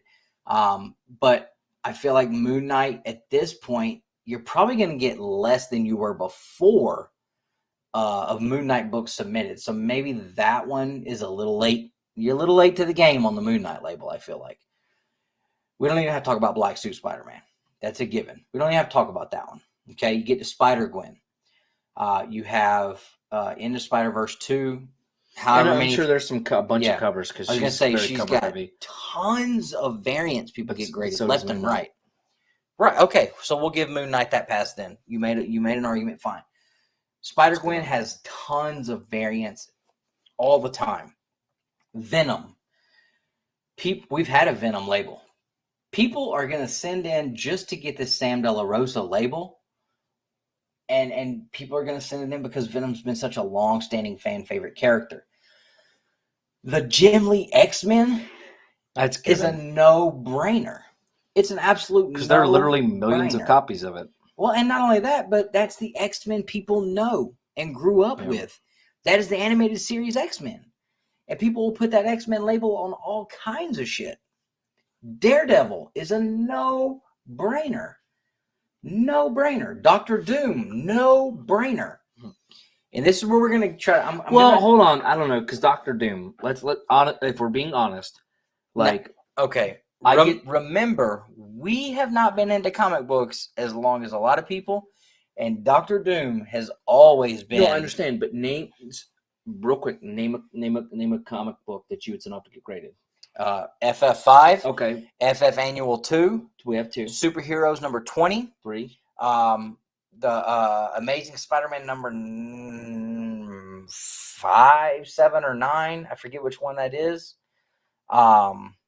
His first crossover event, which was in a Spider-Man book. Mm-hmm. That was very early on. Daredevil 32 or 34. That was 5. Another great Doom cover. Let's see. Fantastic Four. There was like 54, 57, something like that. Was another big Doom cover people send in a lot.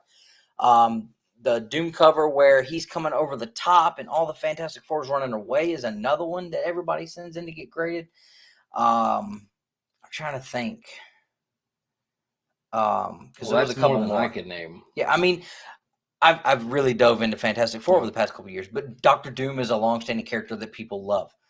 The issue where he becomes God Doom, absolutely. ASM 5, okay, yeah.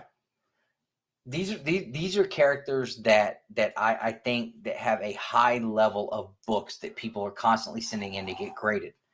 And I'll get you to help me out here with pulling up some logistics, but and again, my opinion on this is nothing to do with the character Kamala Khan. I don't know anything about the character, never read any of it, don't have a clue about it. I was merely looking at, okay, compared to these other characters, and I watch a lot of CGC unboxing videos. I see people unboxing all the time CGC books for all these other characters. I see people send off 2 books. Most of the time, just the one, because Miss Marvel #1, a lot of people don't send off that I watch. And we'll look at the census because we're right now we're looking at Key Collector, and how many Key Collector books do they have for Kamala Khan? Yeah, and I was just curious too because I've never looked it up. 19 books for Kamala Khan. But if you look at covers that maybe you would get graded with her on it, 1, 2. I mean, obviously Marvel Point 1 they're going to send in. This one is pretty cool. Number 5. And there's 9 different printings for #1. Yeah. But I think there's like 7 printings for Spider-Gwen #1, you know. But I don't see a ton of Miss Marvel or Kamala Khan exclusives or Virgin variants. I don't think I've ever seen one exclusive. She's not a part of anything current Marvel that I'm aware of because Champions is over, I believe. Yeah, they canceled it. And that was my thing. I wasn't trying to shit on Kamala Khan as a character or anybody's love on her. I was merely looking at it from a financial standpoint for CGC. Why would you go with that character as opposed to? I mean, help me think of another character. No. Here's why. Why not go with a Star? Why not go with a Star Wars label, dude? It's probably all about licensing, if we're being candid. Aren't they licensed by Marvel? Yes, but they've got all the other Marvel. But they're still gonna have to pay some kickback. Okay, it might be a little more expensive because it's not Marvel. It's, and that's fine. But I'm just saying, like. No, there's other things. There's tons of other characters. It's all based on the TV show and them expecting a lot of great books to come in is what it is. But if I'm being honest, and if they're looking at that, then again, just like Moonlight, they were really late getting to the. They were really late on. They should have been available a year ago. Yeah, true. But the reason why they're doing it and they can maybe put stuff out is 1, they're not really doing the artwork. 2, they're forcing everybody to get memberships, so the revenue's growing anyways. So it doesn't matter. And I'm just trying to I'm trying to stay out of. Yeah, I thought Moonlight was late. Moonlight's extremely late. That's why I said for sure. And by the way, whenever I made that comment about I don't give a damn, I'm not gonna watch that Ms. Marvel. I didn't realize that they were showing that was a TV show because I know there's going to be a Marvel's movie. And that's what I was saying. Like, geez, I didn't like they've been talking about this for how long? They're finally coming out. Like, I thought it was coming out late. Like, I thought it was the Marvel's movie. I didn't realize that this was they were doing a TV show for children. Like, I don't watch anything Disney Plus really anyway, but I think I stirred up a lot of crap and I wasn't meaning to because I was under the impression that this was the Marvel's movie, which I didn't have interest in watching. But there's a lot of MCU stuff I don't have interest in watching and I probably won't. If it's free and I have nothing else to do, there's some of it I probably won't ever watch Black Widow or Thor the Dark World or, any of the Spider-Man movies. I mean, if it's something I don't have interest in, then I'm not going to watch it. But yeah, I wasn't trying to be like crazy about, oh, this is stupid. Like, I didn't realize that it was, I didn't even watch the trailer. I thought everybody was talking about the Marvel's movie. So, but I felt like as, from a financial standpoint, there's a lot of other characters that CGC could make a lot more money on than choosing Miss Marvel. And that was my point with, all of these make sense. Not you, that was my whole thought process. And I still don't understand, and maybe or you guys in the chat, why is there like a huge deal with licensing for DC? that's keeping them from that, or Maybe just DC doesn't want to do it. But DC is going through so much with the merger right now. yeah. I mean, they're And probably the last thing on their. And then you look at like all of the, and then I was thinking like when you look at these labels, we have a freaking George Perez label, dude. That's awesome. We have a Stan Lee label. That's awesome. Tell me you wouldn't spend extra $5 for a Todd McFarlane label. Todd, I don't think would ever do it. Don't even put his face on it. Just put that awesome Todd McFarlane signature in the label. No, but he would have to. He would have to agree. I know, but how cool would that be? That would be fantastic. What about a Teenage Mutant Ninja Turtles label? Yeah. You know, what about? I don't know. I still think a Star Wars label is money. Yeah. Money. You know, and as crazy as it may sound to you, people send in a hell of a lot of Power Rangers books to get signed and are graded. You know, a Power Rangers label. There's so many different avenues that they could go, and for whatever reason, whether it be licensing or agreement issues, whatever, like there's tons of stuff out there. I feel like that they are overlooking that from a financial standpoint makes a hell of a lot more sense than going with Ms. Marvel Kamala Khan. Yeah. They didn't even did they do the Carol Danvers one? Yeah.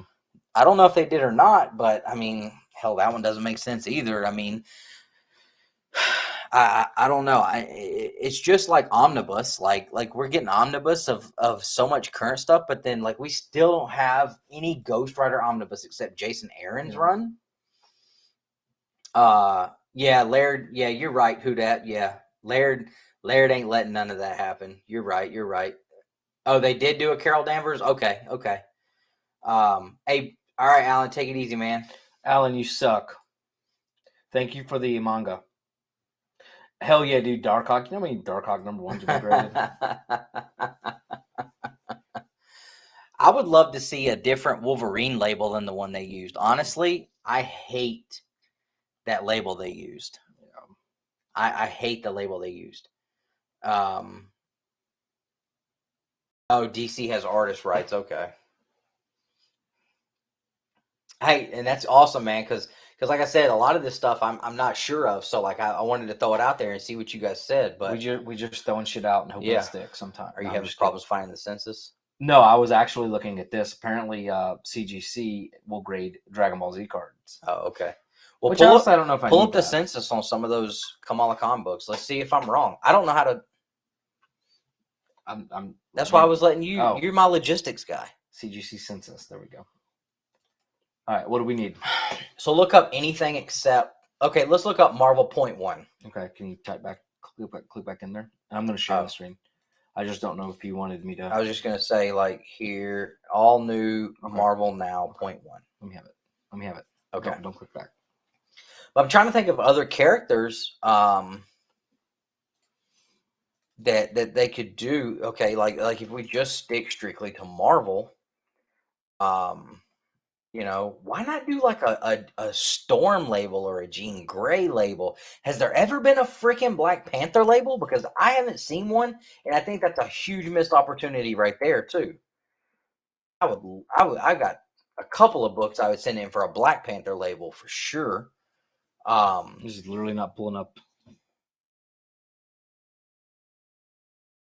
Yeah, and then just. The census is kind of weird sometimes.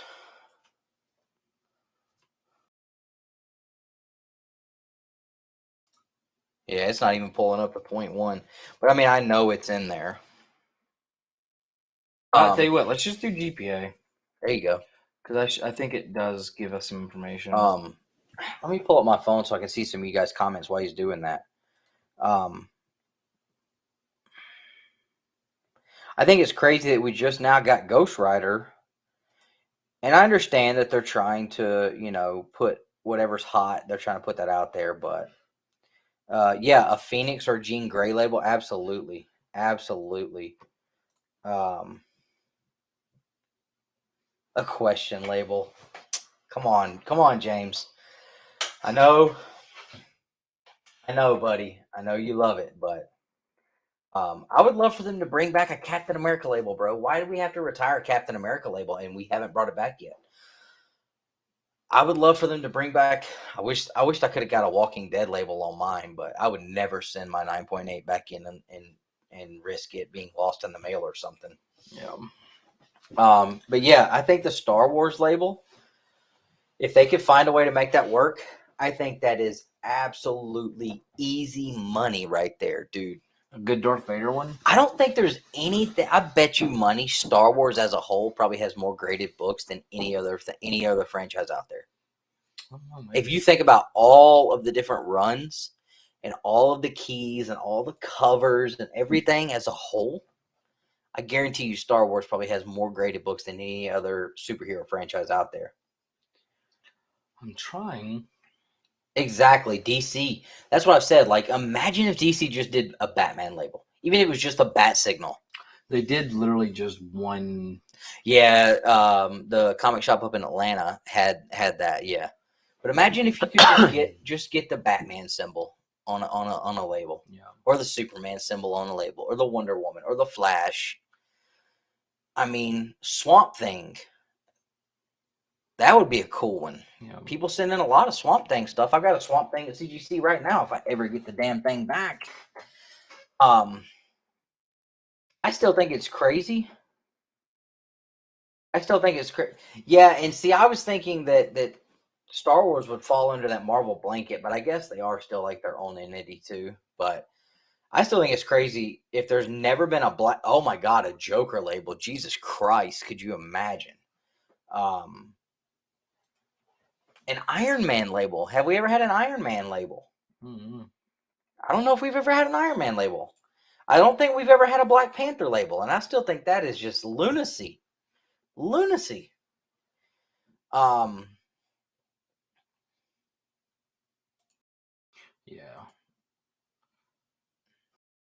I think a lot of Dark Horse is better in my opinion. Oh, I found out there's a Star Wars manga today from Dark Horse. Getting that. I also picked up a new Star Wars manga. All right, Bleeker, take it easy, brother. Hope you have some good luck at the flea market. Thank you, sir. I also found a Luke Skywalker manga today where C-3PO has a lightsaber and is beating people's tail. What's up, Kenneth? Had a great. So, were you able to find anything on GPA? No, it wouldn't pull up a census. I Okay. thought it pulled up the number. But still, looking at all the other characters on those labels that we just got, like I think it would be pretty easy to say with confidence that her census numbers are not even in the ballpark. Yeah. And they're probably not in the ballpark of some of the characters and designs that we've talked about in the past 5 minutes. Looking at GPA, and like if we just looked at, and not all of them are, sales don't necessarily matter, but let's just say GPA. I mean, it does pull up sale listings for graded comics, right? Mm-hmm. And only 16 have sold so far this year, 53 last year. That's not a ton of sales, but say we're, and of course, and this is, I believe, all grades, not just 9.8s, if I'm not mistaken. And that's the other thing. People are not going to send in Kamala Khan books unless they think they're probably like a 9.0 or higher. Yeah. You can delve into. Oh, just kidding. That was just for. Like, they could have done a Doctor Strange label for all that 9.8s, matters, yeah. I mean, a Scarlet Witch label. Like, Scarlet Witch has a ton of different covers out there. And I don't know. Scarlet Witch probably isn't a character that probably has enough books that are being graded either. Galactus, could be one. They already did a Surfer. A Vision label? Nah, I don't think so, bro. I mean, I can think of probably 4 or 5 books off top. Yeah. Off top. That's it. A What If label, that'd be kind of cool, but I mean, they do, people do What If 131, whatever Spider-Woman is, and 10. So I don't know. What If would be cool, but I don't think that one makes financial sense. Thanos label, but how many books out there outside of Iron Man 55? Well, let's see. You have Iron Man 55. You have the Infinity Gauntlet, number 1. Infinity Gauntlet, number 3 or 6, where he's like, "Come at me, bro." I mean, I guess Thanos could be a close one. I mean, he might, but yeah, I just don't see when in comparison. to the other characters that we've had labels for and the other franchises we've had labels for. I don't see financially how they came up with that as an idea outside of the fact, and this guy heated on our Instagram post. Outside of the fact that the TV show's coming out and they're expecting for a lot of those books to come in.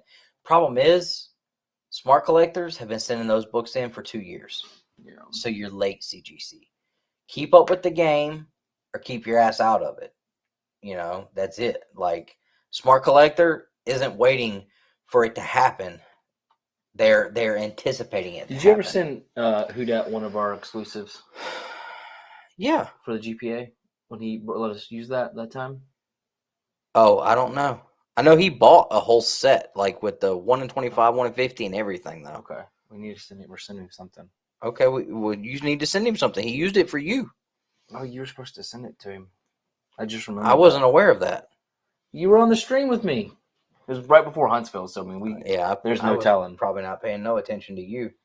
A Boba Fett label, Cosmic Ghost Rider.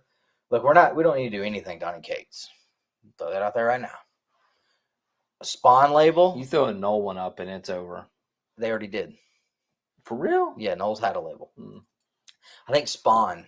Like, again, we have to get Todd McFarlane to agree with it, but I think they could throw enough money at Todd to get a Spawn label. I know, but his ego would have to let them do a Spawn label. I really don't. Why would he not, though? I don't know. I don't know if he would. I really don't think he would. Todd wants to be the best on everything. He is the best. So how would the opportunity to have the highest selling, the most gross selling? I mean, imagine the amount of Spawn books people send in. I don't know. Tons of different issues. Approached him. I mean, tons of them. You know what? It probably. What if they said, Todd, design us a one-of-a-kind piece on for the label? Because they would have to pay him too much money, give him too much of the cut. They'd have to charge more than $5 to cover it'd be a hell of a lot smarter, and they'd make a lot more, I bet, than the Kamala Khan one. Because I couldn't even count off the amount of Spawn keys and covers that people send in. I mean, that damn Gunslinger book, I guarantee you people are sending that CGC. That cover's badass, dude. It is. The 300s, the number 1s, the Gunslingers, the number 2s, the number 4s. Great business idea, guys. So if somebody's smart enough, create a portal, all-encompassing portal, including GPA for free. Somehow pull that data, which honestly would be that hard to scrape. CGC, census, and grader notes shouldn't be that difficult to work out. And then the key collector alerts, just go ahead, take that, shoot it out for free. Just have the entire community, I don't say community, the entire software guys pissed. Yeah. I think a Spawn label could create a ton of revenue for CGC. No matter what Todd was charging, I still think they would come out on top. They got him to come in and do the signings. He's got a relationship with them. You can't tell me it's just completely out of the question. I still think they have to. He was the first one to do the in-house signings, and he's done 2 more since then. Yeah. You can't tell me it's out of the question. I don't know. After he did T. McFarlane. Hell, he could do a Todd McFarlane signature label and then have a Spawn label and have 2 of them. Oh, God. He could have 2 labels going, I still think it's sad that we don't have a Captain America label anymore. I think that sucks. I think that's crazy. Imagine a Darth Vader label, dude. That's what I said earlier. Like, easy. Come on. Easy. Yeah. Easy.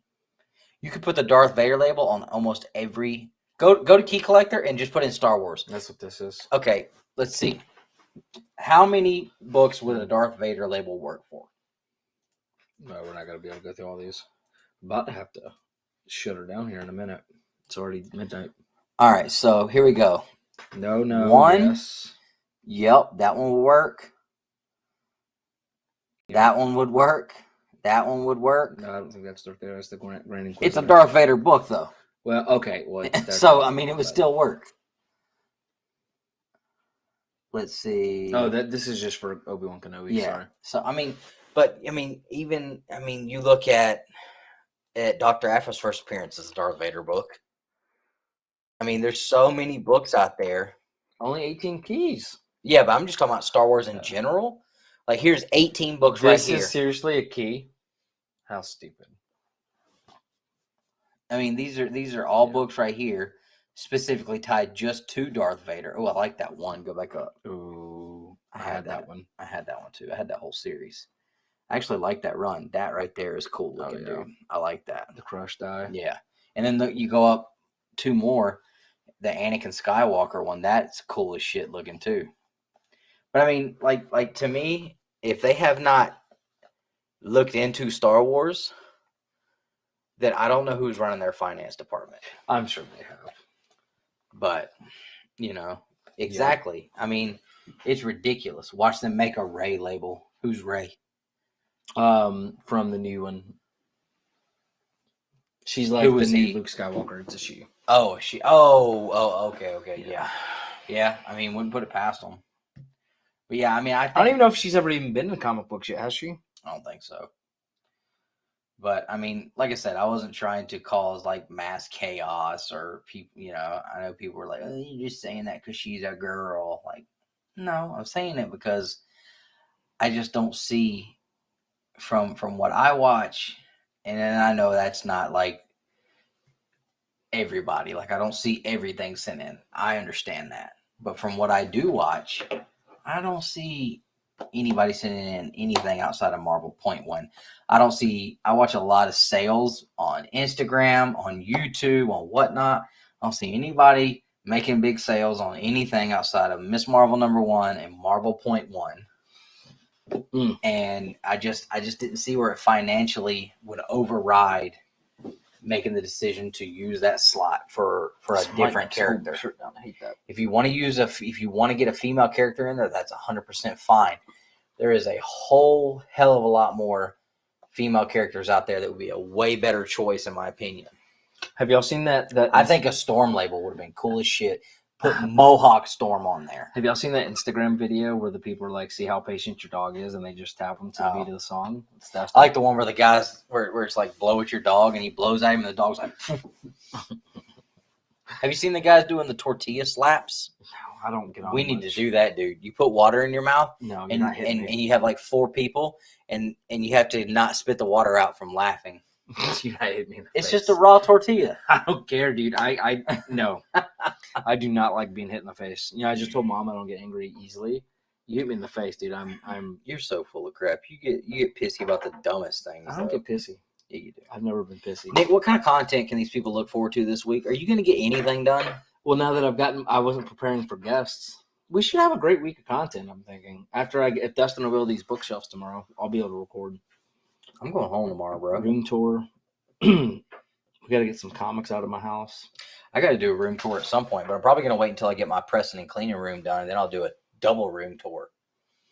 I was thinking about doing a room tour, but split it up like the artwork in my comic room. Shelf #1 of my comic room. I mean, they can pretty much see the room tour like every time you're on stream. At least mine, like nobody can see what it is. Shelf #2 of the room tour. You know that Jim Mint's new room in his new house is going to be insane, bro. Probably. It's probably just going to be his whole house. I got a pre-screen I'm fixing to send out. 40 books. Yeah. Some of those are Justin's, though. I don't think they're all going to make the cut. If everybody would do me a favor and send Justin some well wishes and love and just let him know how much you guys do appreciate him. And for those of you who haven't ever hung out on one of our live streams and you're not familiar with Justin, he is usually here on Saturday nights with us. He is a letterer for multiple comic books that you're probably reading. So some of the best around. Yeah. But I'm probably going to do a haul video from some stuff I picked up while I was in Huntsville this weekend. Nice. I don't know. I probably picked up like 50, 60 books. So I'll probably do a quick haul video on that. We've got CGC unboxings coming up. So this is what I have to record. CGC unboxing, omnibus haul, new CGC display hangers, a Fan Expo comic book, a Spider-Man book I have to unbox. Hey, Darkest Timeline, hit us up on Instagram and send us a link to it so we can check it out, man, for sure. Let me see. Are you on YouTube as Darkest Timeline?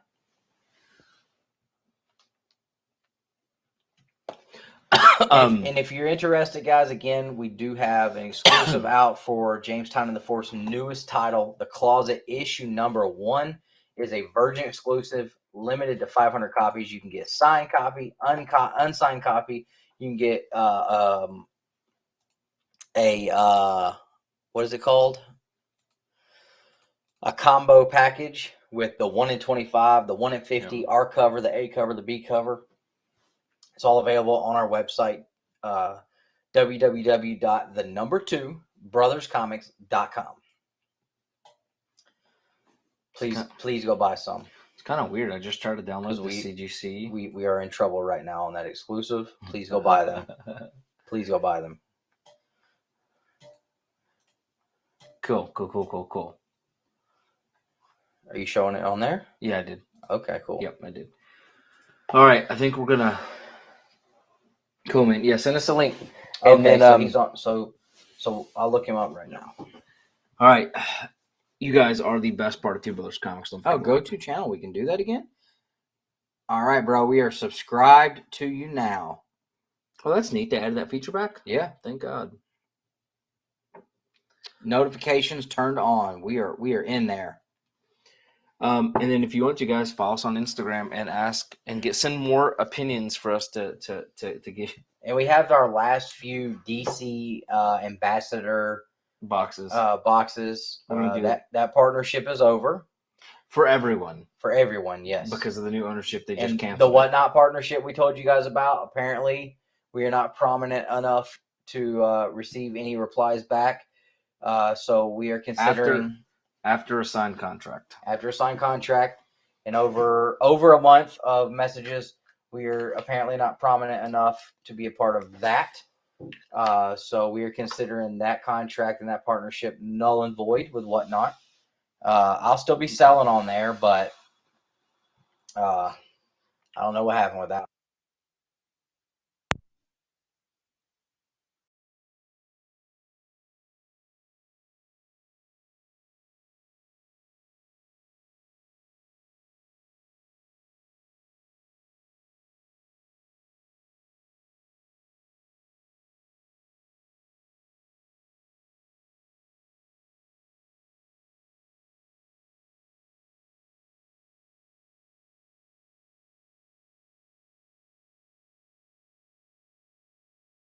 All right, we're And back. that's why Doctor Strange did that. The road finally died up there. But yeah, I got a really, really cool sale this coming Wednesday. I'll be selling our exclusive all day from my comic shop on our Whatnot. But Sunday, this coming Sunday, I'm going to have a really cool stream. I'm going to be selling all kind of Marvel stuff. Really cool. I'm going to have some Dragon Ball Z and Dragon Ball, some Power Rangers, Jurassic Park top stuff, like Volume 1 Jurassic Park stuff. I'm going to have a ton of cool stuff coming up on our Whatnot sale this coming Sunday. So go look us up on Whatnot 2_brothers_comics. If you don't type it in like that, you're not going to find us. Go set the bookmark. I always do giveaways all throughout the day. So tons of stuff going to be going up for sale and Whatnot. I try to always put some really cool stuff on there. And as soon as I get all this stuff back from CGC, going to have some really cool modern stuff. And I've also got a lot of really cool Silver Age and Bronze Age stuff that's going to be up there as well, all graded. All the notes will be disclosed if they are there and if it's something that you can't see from the cover. So what just happened? Whole damn screen's gone. Hold on, we're still fine. I don't know how to work Apple. Is it better now, Comic Journey? Sorry about I'll that. tell you what, bro, I have tied one on tonight. I am not a big drinker, but when I do, I think I did well tonight. Yep. You know what? We Neither had one. like 30 people hanging out all night. You guys are awesome. All Great everybody that super show. chatted, we should do a spin the wheel for any super chatters. Not tonight. Next time. Yeah. My thumb we hurts. should be back next weekend. I would think so. I think we should be back next Saturday. unless you're watching Maybe we should do Friday, man. I don't know. We'll see. Can't do Hold on. Friday. I have the hunt. I think my anniversary is this weekend. F word. When's your June 5th? Son of a gun. June 5th. Yeah, that's this coming weekend Okay. for sure. Yeah. June 5th is my anniversary. We'll figure it out. Yeah. YouTube is trying to silence us. Nobody, James, I'm glad to nobody have you back, silences. dude. I need to get you back on a stream so we can talk some manga I'm glad that we were able to go over everything we wanted to tonight. and didn't fight. Yeah, we didn't fight. We didn't fight with the chat. Like the whole Instagram story I put up was like, you know, it's time. We're gonna have a fight tonight. It's us versus you, and you being you guys. But yeah, it was a good show. We had a good time tonight. We were able to get some stuff out and really enjoyed it. So I know a lot of you guys said you would enjoy seeing some more content where Nick and I are having like these kind of discussions and edited videos. So hopefully Nick will be able to avoid his bald spot that he just showed to everybody and his extremely thinning hairline. Look, hey, and we can make that work. Hey, if anybody wants to super chat some Rogaine this way, y'all see that? Look, it looks good this way. Boom, thick as can be. Go down this way.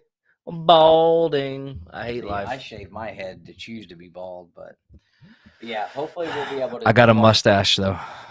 Hopefully we'll be able to do some more content where we're, you know, on screen together and do some more conversation pieces. Like what he's saying is he wants to collaborate with me. Yeah, that what a concept. He wants to collab. We collaborate on things. Let it be known he like came to me for collaboration. We made some good magic in the beginning, and those videos are so far back, people are not going to go that far back and watch it. So. Well, you just need to move to Huntsville, and then we could just set up an actual studio. Okay, you get me a job, and I will. I thought you were working for yourself. Yeah, well, where I'm going to be working,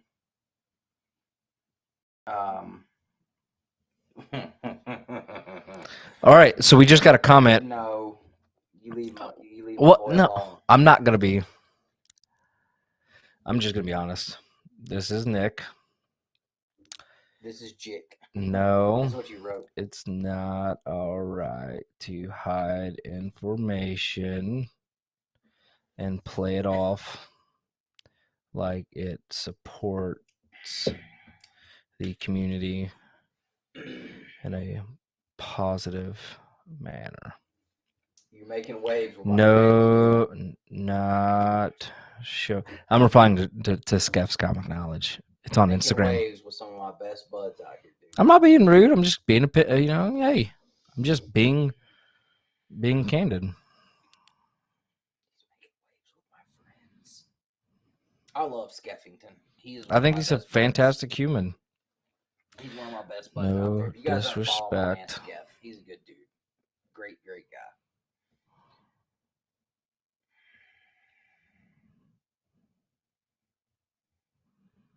Man, the Instagram has been going off. We've never had this much interaction on our Instagram in the last 3 years that we've had it as we have this week. We lost a bunch of followers though. Not a bunch, maybe like 10. That's not a lot. But it was funny. It's crazy. Like I'm chasing Ryan for followers. Like he's got way more than we do. Like I'm like, dang, dude. But he probably follows the same number of people that he has, right?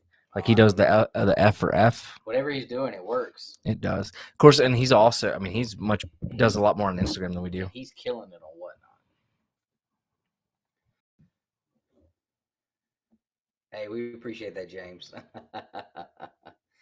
Yeah, any content ideas you guys have, please hit us up on Instagram and let us know. Like it does get hard sometimes to continue to come up with new, fresh things for sure. And for anybody who was asking, the cut under my eye was not. I didn't get a fight. I didn't get beat up. That did not happen. I was at baseball practice. I coached my son's team. And I was standing about 10 feet away from the head coach. Oh, Yahweh just put thoughts. I'm wondering if he's about to talk about it too. Oh, that's my boy right there. I brought him into this. But the head coach was standing about 10 feet away from me, and I had on my sunglasses so he couldn't see my eyes. I threw my glove up to the first baseman to throw me the ball. And the coach was over here, and I could not see him. And all of a sudden, I just get beamed in the face with a ball. And, he threw it way harder than he should have, being that close to me to start with. But also, I completely had my head turned away from him, and he hit me so hard in the face with that ball that it broke the skin under my eye. So it was not a fight. I did not get beat up. I got hit in the face with a baseball that nobody told me was coming. You should have seen the other guy. It was way worse.